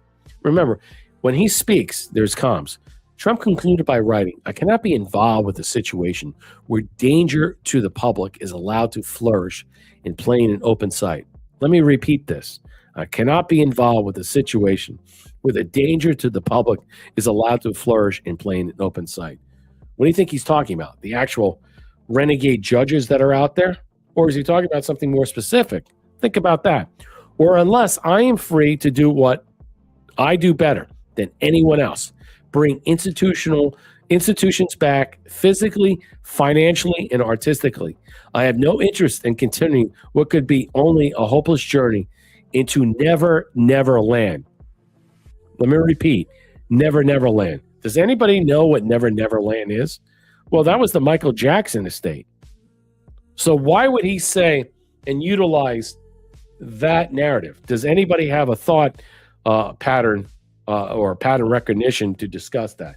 Let me know. I always want to know the truth, and I'm not afraid. Good for you, Leonard Perino. Let me continue on.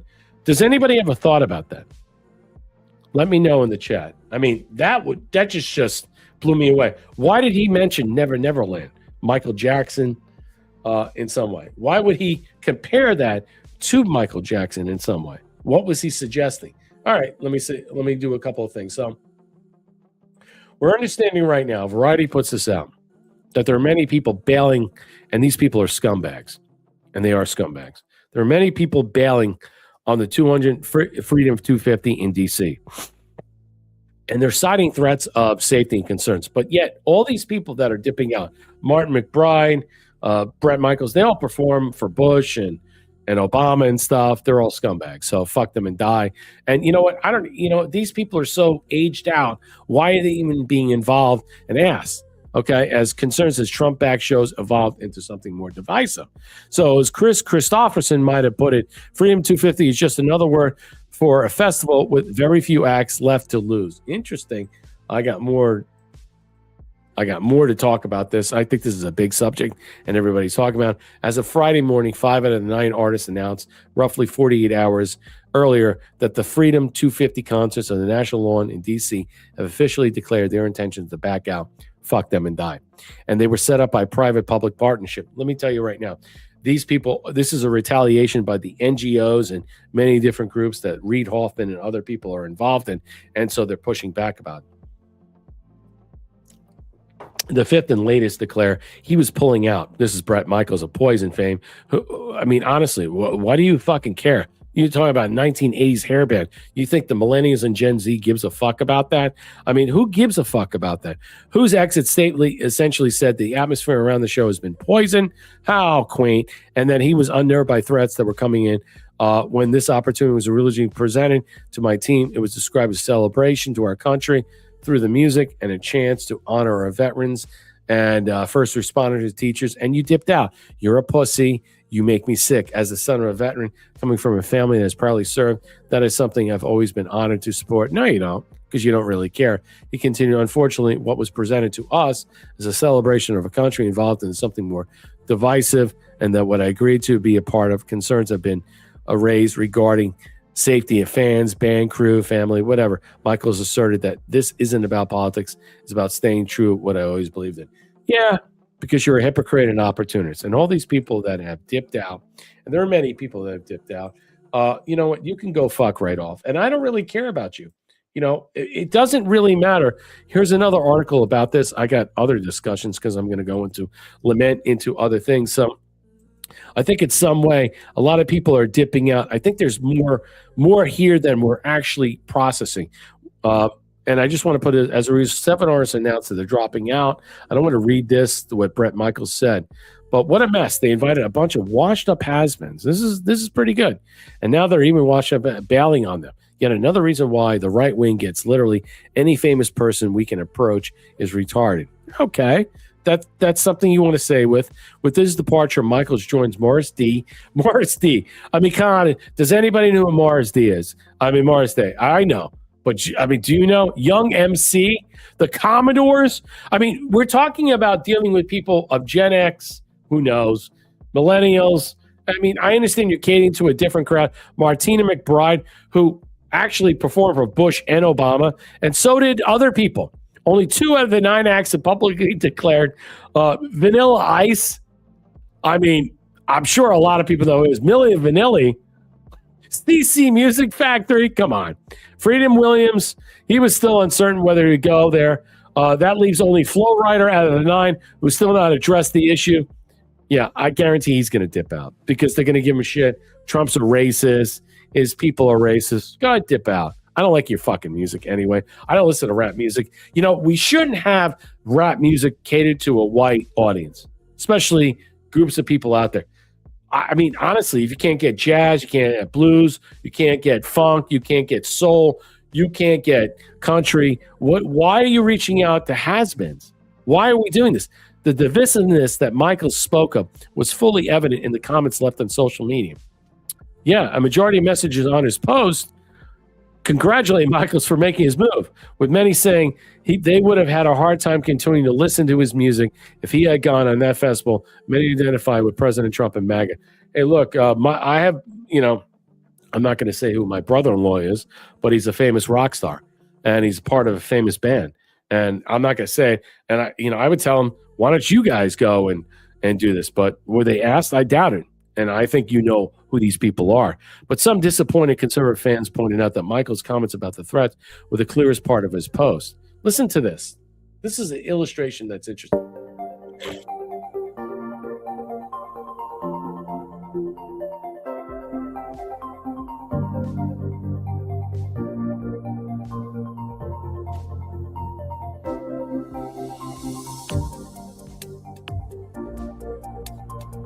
Rap is crap. White Smurfs. Rob Stickler. That's funny. You're a funny guy. You're a funny guy.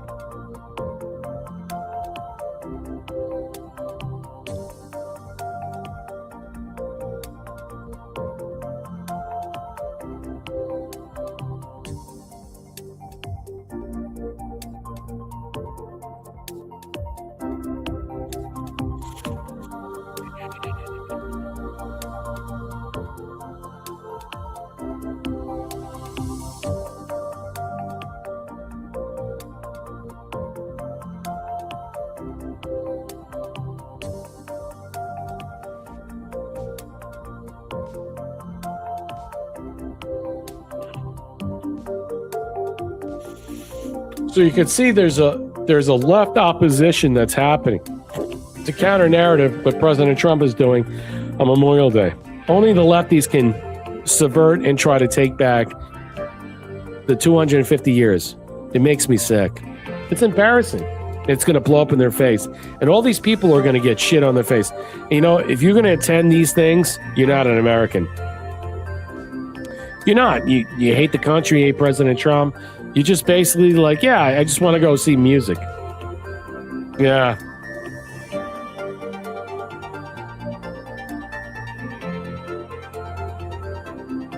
So now you're reading what they're replying.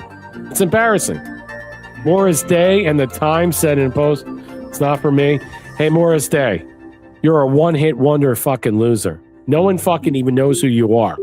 I mean, honestly, you were featured in a movie with what's that fucking movie? I mean, honestly, no one even knows who you are. Morris Day. I mean, if you ask and poll millennials and fucking they had no idea who Morris Day is. None. And like they would give a flying fuck a shit. And I'm sure there's some Gen Xers don't know either. Yeah, there you go, Morello. Yeah, Rage Against the Machine. Fuck him. Fuck him. Fuck them all. Be careful who you support. Be careful who you, let's just say, be careful who you know, let's put it this way. I think the point I'm showing you is that all these people are showing who they are. They don't love America. They don't like you. They believe that their politics rise above everything else. And it doesn't even matter. And you know what's unfortunate about this type of attitude and stuff? All it does is what? Prove one way or another that we are basically separating from them. So if they want to continue on with this nonsense, so be it. I don't really give a shit anymore. I don't care anymore. Don't show up. All right? Go have your fucking gay musical show in some way that will all call out these people who they are, and people will know that will know in the future we will never be allowed or be involved in their music making idyllic dreams. Because this discussion today proves who really loves this country and doesn't. And they are purposely using their political beliefs to say, I didn't sign up for this and I don't want to be a part of it. And they're showing who you are. They don't like you. They don't want you to come to the shows. They don't fucking care. It's all about them and what they believe. Why would I don't go to concerts anymore. I don't even go to movies anymore. I can give two shits anymore. How about the Jason Dart? He came out today and said, hey, look, I supported President Trump. I got military family in my background. I got all these other people and stuff. And then you got this running back monkey on his show, like on his team, like attacking him, calling him out. And he's got to go out and push. He's like, it was an honor.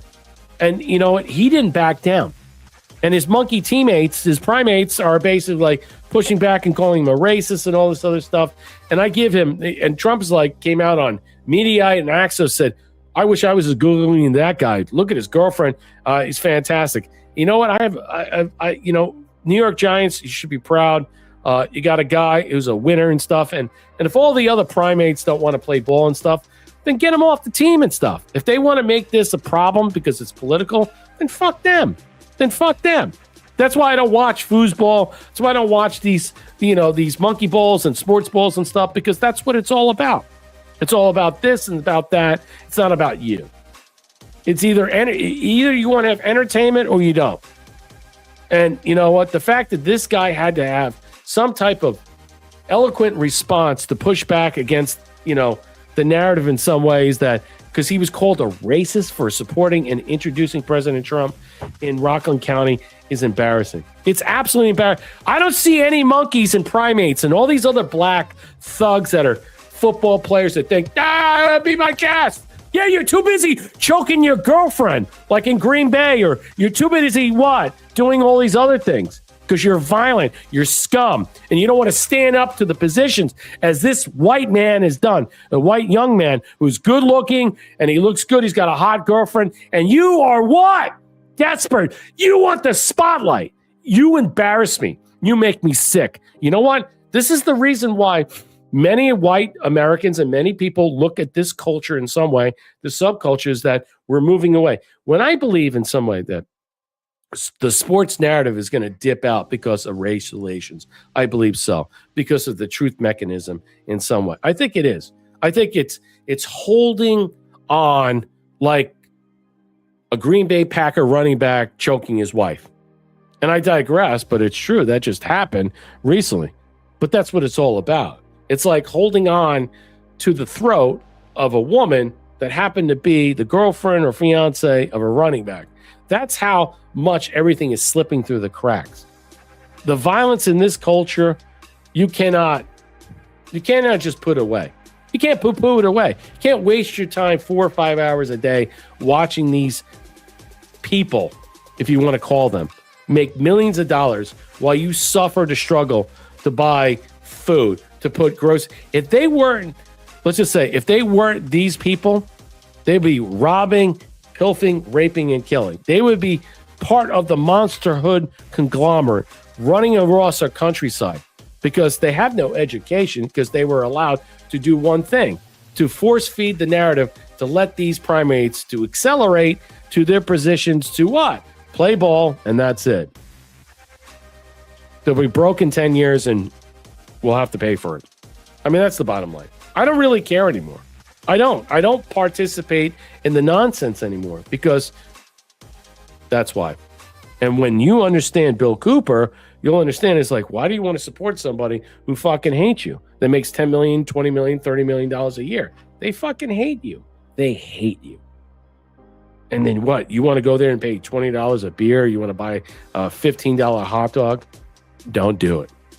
And look what's going to happen with the soccer thing that's going to take place. $50 million, $50 billion bets that are going to be all over the place. Yeah, I'll pass on that, ladies and gentlemen. All right, let's continue. I'm just done with the nonsense of craziness that are happening in some way. So let's get to Tellerico. Stephen Miller, he's basically an assassin, and he's laying out the jabs. He's laying out the jabs in a lot of ways. So listen to this. So he says, James Tellerico, this is the Democrat senatorial candidate that's going against Paxton, a very bold Democrat party to nominate their first transgender Senate candidate who is transitioning to female. This is funny as shit. Very bold. One could even say brave, courageous, that the Democratic Party would choose Texas, of all places, to nominate their first transgender Senate candidate. I love it. Transitioning into a female. Fuck yeah. You know, when Tellerico goes in for a that is glorious. Physical, blood doesn't come out. Instead, soy milk comes out. Blood doesn't come out, but soy milk. This guy is a fucking. It is. He's an assassin. Choice. They would choose a person to run for that office who looks like he doesn't belong in the Look at this guy in a cabaret show. Look, at the end of the day, wow. At the end of the day, I have a hard time believing that the people of Texas, some of the toughest, roughest, strongest men and women, the pioneer heritage, the frontier history from the Mexican-American War through the Alamo and everything else, are going to choose somebody with that much soy to be a U.S. senator compared to a real conservative, patriotic. Yeah, I mean, that is a brutal takedown, and you're going to see more of that. Let me get to other discussions because I skipped through when I shouldn't have skipped through. I had a couple other things I want to talk about, but I wanted to get to. Let me see where I'm at. There are so much more discussions and stuff, and I think, all right. I think we're not looking at certain things that are happening in some way that we should. Okay, I'll cover this as we dip out. It's going to be a long-winded discussion. Like, share, and subscribe. Drop us a GoPro. Comments, questions, and concerns. Support the platform. Aloha, Mom. Welcome in. Thank you for your comments on Telegram. Good to see you. Thank you for the cookie. One Thunder. Thank you for the cookie. Curious Cat. Thank you for the cookie. Trying Brett. We're almost there. Cookie War, guys. Well, you know what? You just being here on a Friday, I just want to say thank you all. Thea, thank you for the 600 gold pills and the 300 gold pills. Thank you so much. Don't give the can. Perfect day. Thank you, Brett, for everything. Yeah, you know, Wood USA, what's up? Dropping 717 gold pills. Well, need more gold pill love and support. Thank you for your support and always being there, my friend. Let me continue on. We're going to get into a little bit more Redux because, you know, I wasn't here. I really wanted to go live and I wasn't feeling good on Thursday, but I wanted to cover this and I only wanted to cover this. So we'll end with all this stuff. So the DOJ's criminal probe, and I really have a lot to say about this, and I think this is important, about E. Jean Carroll. Okay, this fucking fraudulent, fake pig, perjurer, lying scumbag. Ms. Carroll's recollected additional information. She now recalls that at some point her counsel secured additional funding. Yeah, no shit. It came from where? A certain person that is the co-founder of LinkedIn. And we'll get to that. A nonprofit organization. But this comes from Legal Insurrection. I want to just go through it. It's a very long-winded discussion, so bear with me. So sources told the Associated Press on Wednesday that the Department of Justice, this was yesterday, that the criminal investigation in Ms. Carroll, 82, the former advice columnist who accused President Trump of sexually assaulting her in a Bergdorf Goodman dressing room in New York, reminiscent of Christine Blasey Ford. Remember that cunt? Carroll wasn't quite sure when the attack happened and when it happened. I thought it was 95, 96. Yeah, you can't recollect. And in fact, she had even planned on going public with a story. Oh, it gets good. She changed her mind after meeting George Conway. Uh-oh. Who is George Conway, ladies and gentlemen? At a party for Kathy Griffin. Who's that? And at a Manhattan home for far-left journalist Molly Jung Fast. The Washington Examiner's Brian York described the scene in a 2023 pre-article trial. Excuse me. Conway was someone important for Carroll to meet, a high-powered lawyer back in the day, in the 90s, that had been a part of the so-called Elves, a group of lawyers who secretly helped Paula Jones sue President Bill Clinton for sexual harassment. By 2019, Conway was in a far different position. So these people were about extortion and blackmail. His wife, Kellyanne Conway, ran Trump's campaign and went to the White House as a top advisor. For his part, Conway, was originally interested in a big job in the Trump Justice Department. Later, when that didn't happen, he became a virulent anti-Trump so much that he would be invited to a party for Griffin at a Jung Fast apartment. At the party, Conway began an elf all over again.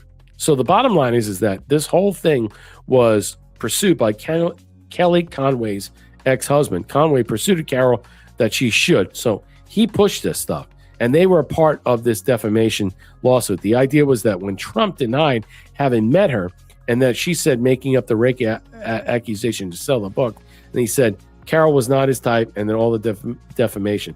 Carroll could sue Trump for that, and the case would focus on whether the alleged rape actually happened. So it's the cart before the horse. He said, oh, she's not ugly enough for me to rape. And they ran with that to say he raped me regardless of whether I look good or not. It would have been like having a rape trial for Trump, even though the statute of limitations long passed. Carroll said she'd never been interested. Interesting. But she was talked into it, and Conway convinced her. But the talk with Conway convinced her, even suggested lawyer Roberto Kaplan, who had founded the Me Too legal defense nonprofit group, called the Times Up. Kaplan was apparently deeply invested and committed to helping victims of sexual abuse. No, he wasn't. He was deeply committed and invested in what? Making sure that any allegation stuck to you about rape That's it. And so they can monetize off that and profit off that.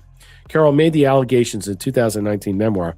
Trump vehemently denied the claims and accused her of fabricating the story for political and financial gain. In 2019, in the interview, The Hill, he said, I say it with great respect. Number one, she's not my type. Number two, never happened.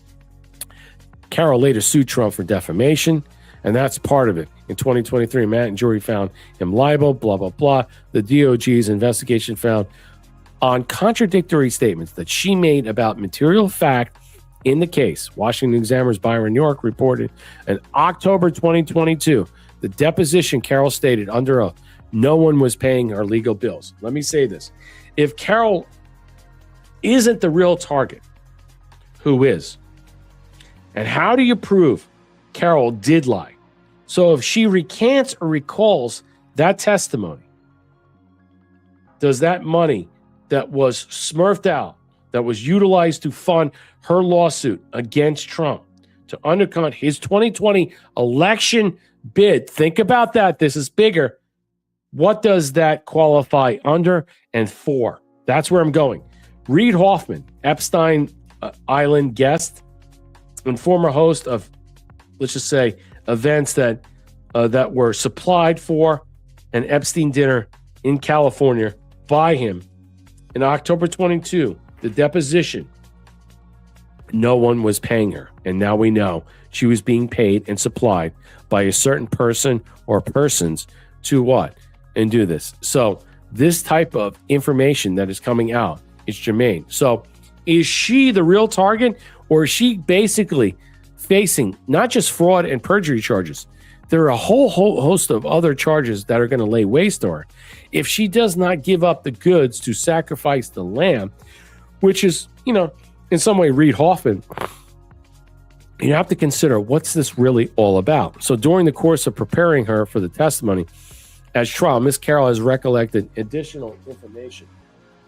While Ms. Carroll stands at the testimony about the case, blah, blah, the nonprofit organization turned out to be America Future Republic, a group funded in large by part of LinkedIn founder, progressive activist, and rabid anti-Trumper Reid Hoffman. They argued in vain. Judge Lewis Kaplan refused to delay the trial, though many Democrats have reflexively condemned DOJ's investigation as lawfare. Look, Todd Blanche has stepped down from this. He's not involved in this in any way. Other people are involved in some way, looking into the allegations of what this is. If we transport ourselves back in 2023, it is difficult to overstate just how heavily the deck appeared to be stacked against Trump. You think? He was battling legal challenges on multiple fronts, facing relentless media hostility and contending with political and cultural establishment. They wanted to kill him, but before they kill him, they wanted to bankrupt him. They wanted to destroy him. They wanted to smear him. They wanted to make him on his way out, that anybody of a Trump ilk that's coming in, we will do you the same way and stay out of it. That was the whole purpose of this realization, and we're seeing a cultural establishment that overwhelmingly treated Carroll's claims as settled fact long before the case ever reached a courtroom. So basically, Trump was guilty before it was even proven innocent. The New York legislature even passed a law in 2022 creating a special one-year look-back window. Wow. Adult Survivors Act temporarily revived claims that otherwise could have not been proceeded in court. And finally, Hot Air's David Strom notes that striking similarities in E. Jean's story and the plot of 2012 Law and Order SVU. Law and Order SVU is garbage, ladies and gentlemen. Law and Order is garbage. It's all liberal. The main characters are scum. They hate you. They hate you. They hate you. Trust me. Don't watch the shows. The Wolf shows, they don't like you. Watch the FBI show. They go after white people. They promote Muslims and gays and blacks. They hate you. The whole Wolf Productions is all garbage. Don't watch the shows. Don't stream them. Don't be a part of their nonsense. They hate you. Whether one believes Carroll's claims or Trump's denials, and unanswered questions surrounding the case are too significant to simply wave away as partisan noise. The late disclosure of outside funding, the extraordinary legal pathway created by Adult Survivors Act, and breathtaking size of judgment against Trump, including this $83 million defamation award, which we may see as a confiscatory rather than a compensatory have few legitimate concerns about fairness, proportionality, and due process. It's going to the Supreme Court, ladies and gentlemen. And once it goes to the Supreme Court, I want to digress on this, because what you're seeing here is understanding is that I'm explaining is that the truth about all this stuff was set up by insiders on that used to be part of the Trump administration in some way. And what is happening right now, what you're seeing right now in tow, what is fomenting and formulating in some way, is the result of the fact is that we allowed this type of orchestration and facilitation of Me Too and all this nonsense to permeate. So why didn't all these other Epstein people testify in front of the House Oversight Committee or Judiciary Committee? They were given opportunities. So why would they not? But yet they bitch and moan about all this stuff. Nothing is being done because they're all being paid out. They're all blackmailed. They're all controlled. They're all part of the grip and the graft. And just what you're seeing right now is no different. This whole idea, she raped me, he raped me, it's all gone way the dodo. No one buys this anymore. And what we're seeing right now is the facilitation and the end of wokeness and what it's come to. This is the last dying gas breath. But I think ultimately the target is Reid Hoffman. I will finish up on this. Let me show you a couple of things, because I think in some way, we can't have a show without talking about Spencer Pratt. He's probably going to win LA's mayor, and everything that's happening and transpiring in some way is just amazing. And let me thank you all out there. Thank you, Thea, for the cookie, Senior Apollo for the cookie, Aloma for the cookie, One Thunder for the cookie, Curious Cat for the cookie. Thank you for all supporting the platform. Thank you all for spending your time being here. And let me continue on, because this will be one of the last stuff we're going to be discussing. This is fantastic. So this is another great ad by Spencer Pratt's team. Oh God, oh God, oh God, please. My daughter, she's sick. Spencer Pratt is the common sense choice for Los Angeles. Just look around. The city is a mess, and our leaders have failed us. Homelessness, crime, drugs, everything is worse under Karen Bass. This is bad. She's caught the Pratt. How did this happen? We restrict her media diet. New York Times, MSNBC, NPR, maybe CNN if we're feeling frisky. Something must have slipped through. Does she know anyone at all, who thinks for themselves? I don't know. I don't think so. What is this? It starts with a mild cough. And then, next thing you know, you hate seeing homeless drug addicts inject near kids. You got it's very Ebola. Contagious. I'm going to prescribe 4 doses of NPR every hour on the hour, 2 doses of the New York Times, and 5 doses of the LA Times. Why was Karen Bass in Ghana while the city was burning? 6 doses. 6 doses of the LA Times. We'll have to hold her in quarantine with the others for a few days. She's got Ebola.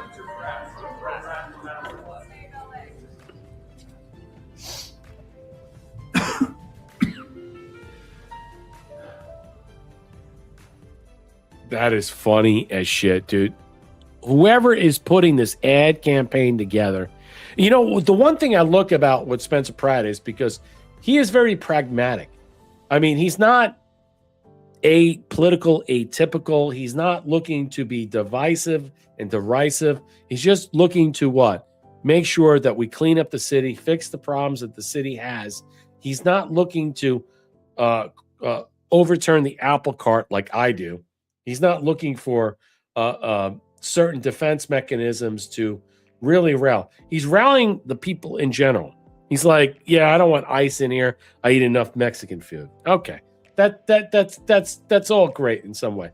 I mean, in some way, that's fantastic. But when he does certain things and says certain things and stuff, he's really about fixing the problem about the city of LA.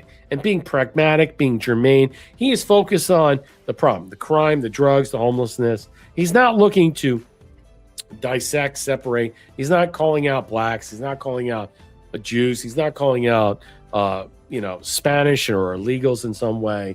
He's like, you know what? I'll let the federal government do what they have to do. I need to fix this city on a level that needs to be fixed that I can control. And that's the point. He has a very, let's just say, realistic, not myopic point of view. He has a very pragmatic, realistic understanding of what his viability, availability, perceptibility that he can do as mayor. And everything else outside of that will be controlled from either the state or the government. He wants to make sure that he can reinforce what he is allowed to do under the laws in the county and the facilities of LA. And he doesn't really broach subjects outside that germane. And it's a very smart way to look at these things. He's not changing the culture. He's not changing your coffee. He's not shutting down businesses. He's basically saying, look, what happened? I lost my home. Many people lost them. I want to get back. I want to fix LA County. I want to fix LA. I want to fix a lot of this stuff. I want to clean up all this stuff. I want to move these people. He is focused on what individually that he can have his purview and under his control that he can work with to delineate this. And I think it's a very smart thing. Not moving outside your purview and getting all to this political theater and Godsmack. And I think it's a brilliant, pragmatic way of, let's just say, digesting and reflecting upon this. Okay, so we'll end with this. I have one more thing.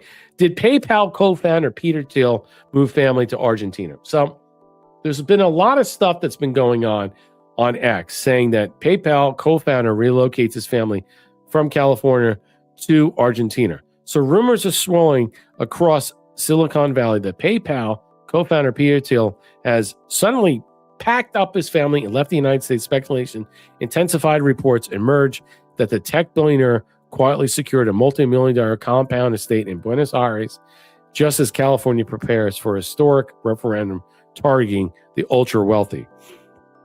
While local chatter suggests that the tycoon is looking for a long-term escape plan, incoming financial penalties, and global unrest, the actual reality behind the southern migration point is too much more of a nuanced truth.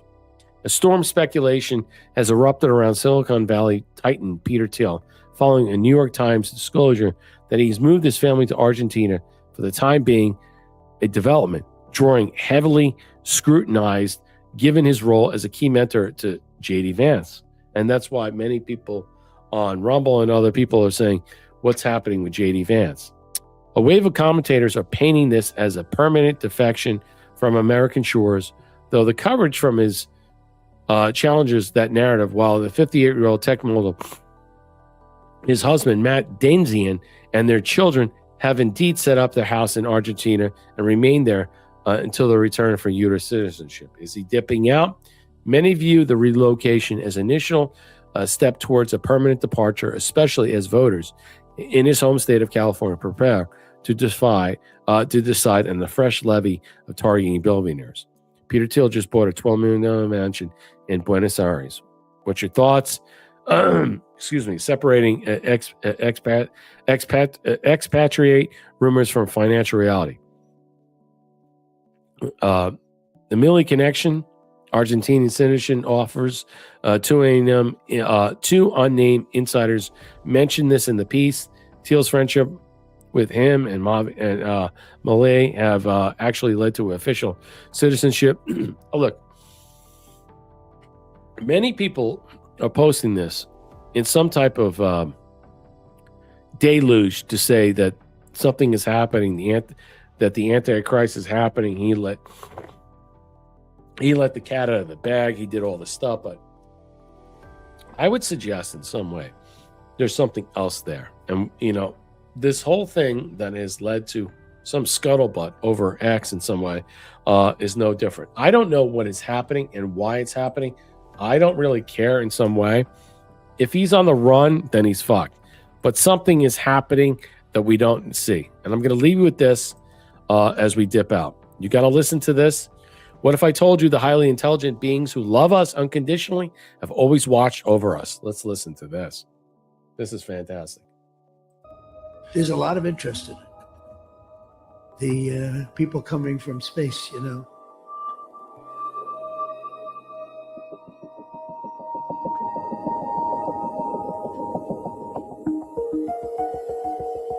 It's angels.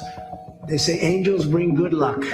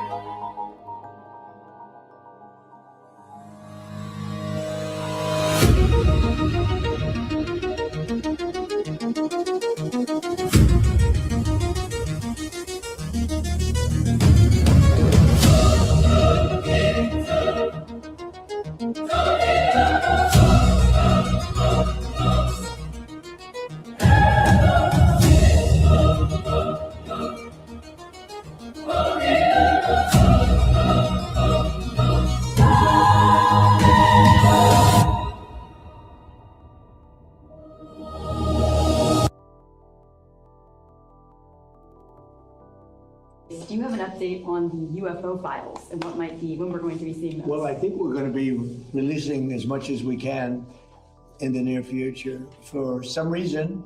And I guess it's just a reason that's been in the minds of people for a long time. And that is such, they want to find out about the UFOs and anything having to do with UFO or related material. And we're going to be releasing a lot of things from that we have. And I think some of it's going to be very interesting to people. I've interviewed people, my first term primarily, but I interviewed some pilots. I don't think I don't think we're understanding what President Trump is talking about, what's revealed. But the great trolling that he put forth was probably the most, I think, obviously, it was just so fantastic in some way that I don't think anybody can, go full screen. Okay, yeah, I know. Next time I will and stuff. I think that's it for the show. We're past our time. We're at 9:45. I had a lot more and stuff, and hopefully I will return on Sunday. Get back to the days of doing Sunday shows, the Sunday podcast and stuff. I want to thank everybody out here for joining us. Thank you, 2309 for the cookie, Theo for the cookie, Senior Polo, Aloha Mom, One Thunder, Curious Cat. Thank you all for being here and stuff. I appreciate it. Hopefully I'll return on Sunday. I got to get back to the Sunday sound bites, but yeah, that's our show for tonight. And look, I just want to be clear about a lot of things, that a lot of the discussions that are happening in some way, and I think the big discussions that we covered tonight, I think that, with Tulsi stepping down very soon is going to be a big thing, not because or just because of her husband and stuff, but her time limit expiration of that, which is a dead man drop, is going to expose a great many things that are going to lead to, I think, a lot of chaotic facts, not suppositions. But I think President Trump trolling everybody on aliens.gov saying, hey, look, we're all focused on aliens, but we're not really focused on the aliens that we should be, which is what? The illegal criminal alien scum that are basically destroying our country, ripping us off, robbing us, raping us, killing us, destroying us. We need to focus on that. They're not our friends. When President Trump, when a president of the United States calls out Somalia, Haiti, many of these countries and says, they hate us. They are dirt slop. They are garbage. It means something. You need to give his weight. I don't care what anybody says. That's racist. That's this and that. He's absolutely true. The administration knows exactly what's going on. Okay? They have to be clear. So when anybody says, whether it's your spouse, your girlfriend, your boyfriend, this and that, and saying, fuck you. You get off this train. You don't want to listen to what I have to say. You can fuck right off. You can bounce right off. Okay? You are not in this window of knowledge and stuff. Here's the other thing about what we talked about, the clone scenario. Again, I address the idea, what we covered tonight. Is it far greater that you're going to see to understand that we have a clone problem, that there are many actors that are portraying or have portrayed presidents, prime ministers, and many other cabinet officials all across the United States and in the United States for a long time. Again, you talk about it as the central casting scenario, the quintessential actor. I call Scotty B. But what I'm saying is, scum is scum, period. Yep, Alita, I agree. But what I'm saying is, okay, how far pervasive it is and how far long it's going on. And is that going to be so disruptive to the actual, let's just say, the mainstream media talking points when the truth comes out about this, and say the truth comes out about Biden, and it's proven that he's either a clone or someone was wearing a mask, he wasn't really real, that he died in 2020, and then we had some type of usurpation of a plot to take over our government, and they stole the presidency from Trump. This is going to change. I mean, the question is, and again, I will ask you, will this be far greater for the general public to the populace of the United States than the truth-telling and revelations about extraterrestrials that are living or subterranean or living in inner Earth or interdimensionals in some way? Will the political concept of this noise about a stolen election and all the behind-the-scenes scenarios, is that more germane? Is that what President Trump is pointing us to? I think he's probably saying this stuff. Like, all this stuff is fascinating. But I can tell you right now, and I actually glean and garner his viability here. I believe President Trump believes that when the truth is told, not just about what had happened to him in the first election and the stolen election, and that we're going to be revealing clones, masks, and other things, it's going to be far more weighty and deferential and deliberative. And people are going to have so much malcontent, distrust, and I believe that the knives and pitchforks will be out for certain groups of people. And yeah, and I think it's going to be tough. And so while we're discussing the alien evolution and all this other stuff, which I think will be a separate matter of bifurcation, it will be glorious in some way that we will look at this and say, hey, look, what's more meaningful? What we're doing here terrestrially and what we're thinking about here, or what about all this other stuff going on? I think there's a reason why this coincidence is coinciding, and I think you need to understand it. That's our show for tonight. I want to thank who's that? I want to thank Thea for the 1.7 gold pills, Darlell for 1.1. Happy birthday, baby. Happy birthday, kiddo. Wood USA for 934. Thank you all for being here. That's our show for tonight. I will do everything I can. Shitholes are shitholes for a reason. Yes, Nacion. There's a lot of good commentary over here. I know, True Terran, you like the show. The intro. You like the outro. I redid it. Can't wait for them to show half the leaders are freaking wearing masks. Yeah, like the Simpsons. You know, that's a good point, Tracer C4. Again, I hearken back to that idea. What's going to be more a greater, let's just say, Faustonian deal that's going to be revealed, that a lot of these people are not who they say they are or not who they are? Is that a greater impact on the world stage, whether it's NATO, the EU, the United States, Canada, and all these other people in general are going to be sucked into this? Or are we just basically going to just whitewash this and say, feed me aliens, feed me interdimensional? How do you know what interdimensional is? How do you know about all this other stuff? They're not going to tell you about half the shit. They're only going to tell you about what they did, but only to a certain point. I believe the truth about the revelation about Tulsi Gabbard dipping out is a time-stamped dead man switch, and it's going to be glorious, and you should enjoy it too. That's our show for tonight. I hopefully see you Sunday for the Sunday Sound Bites. I want to thank everybody out there. Be well, be safe, be smart. God bless. Enjoy your weekend and have fun. Love each other, but look over your back, especially where you're at.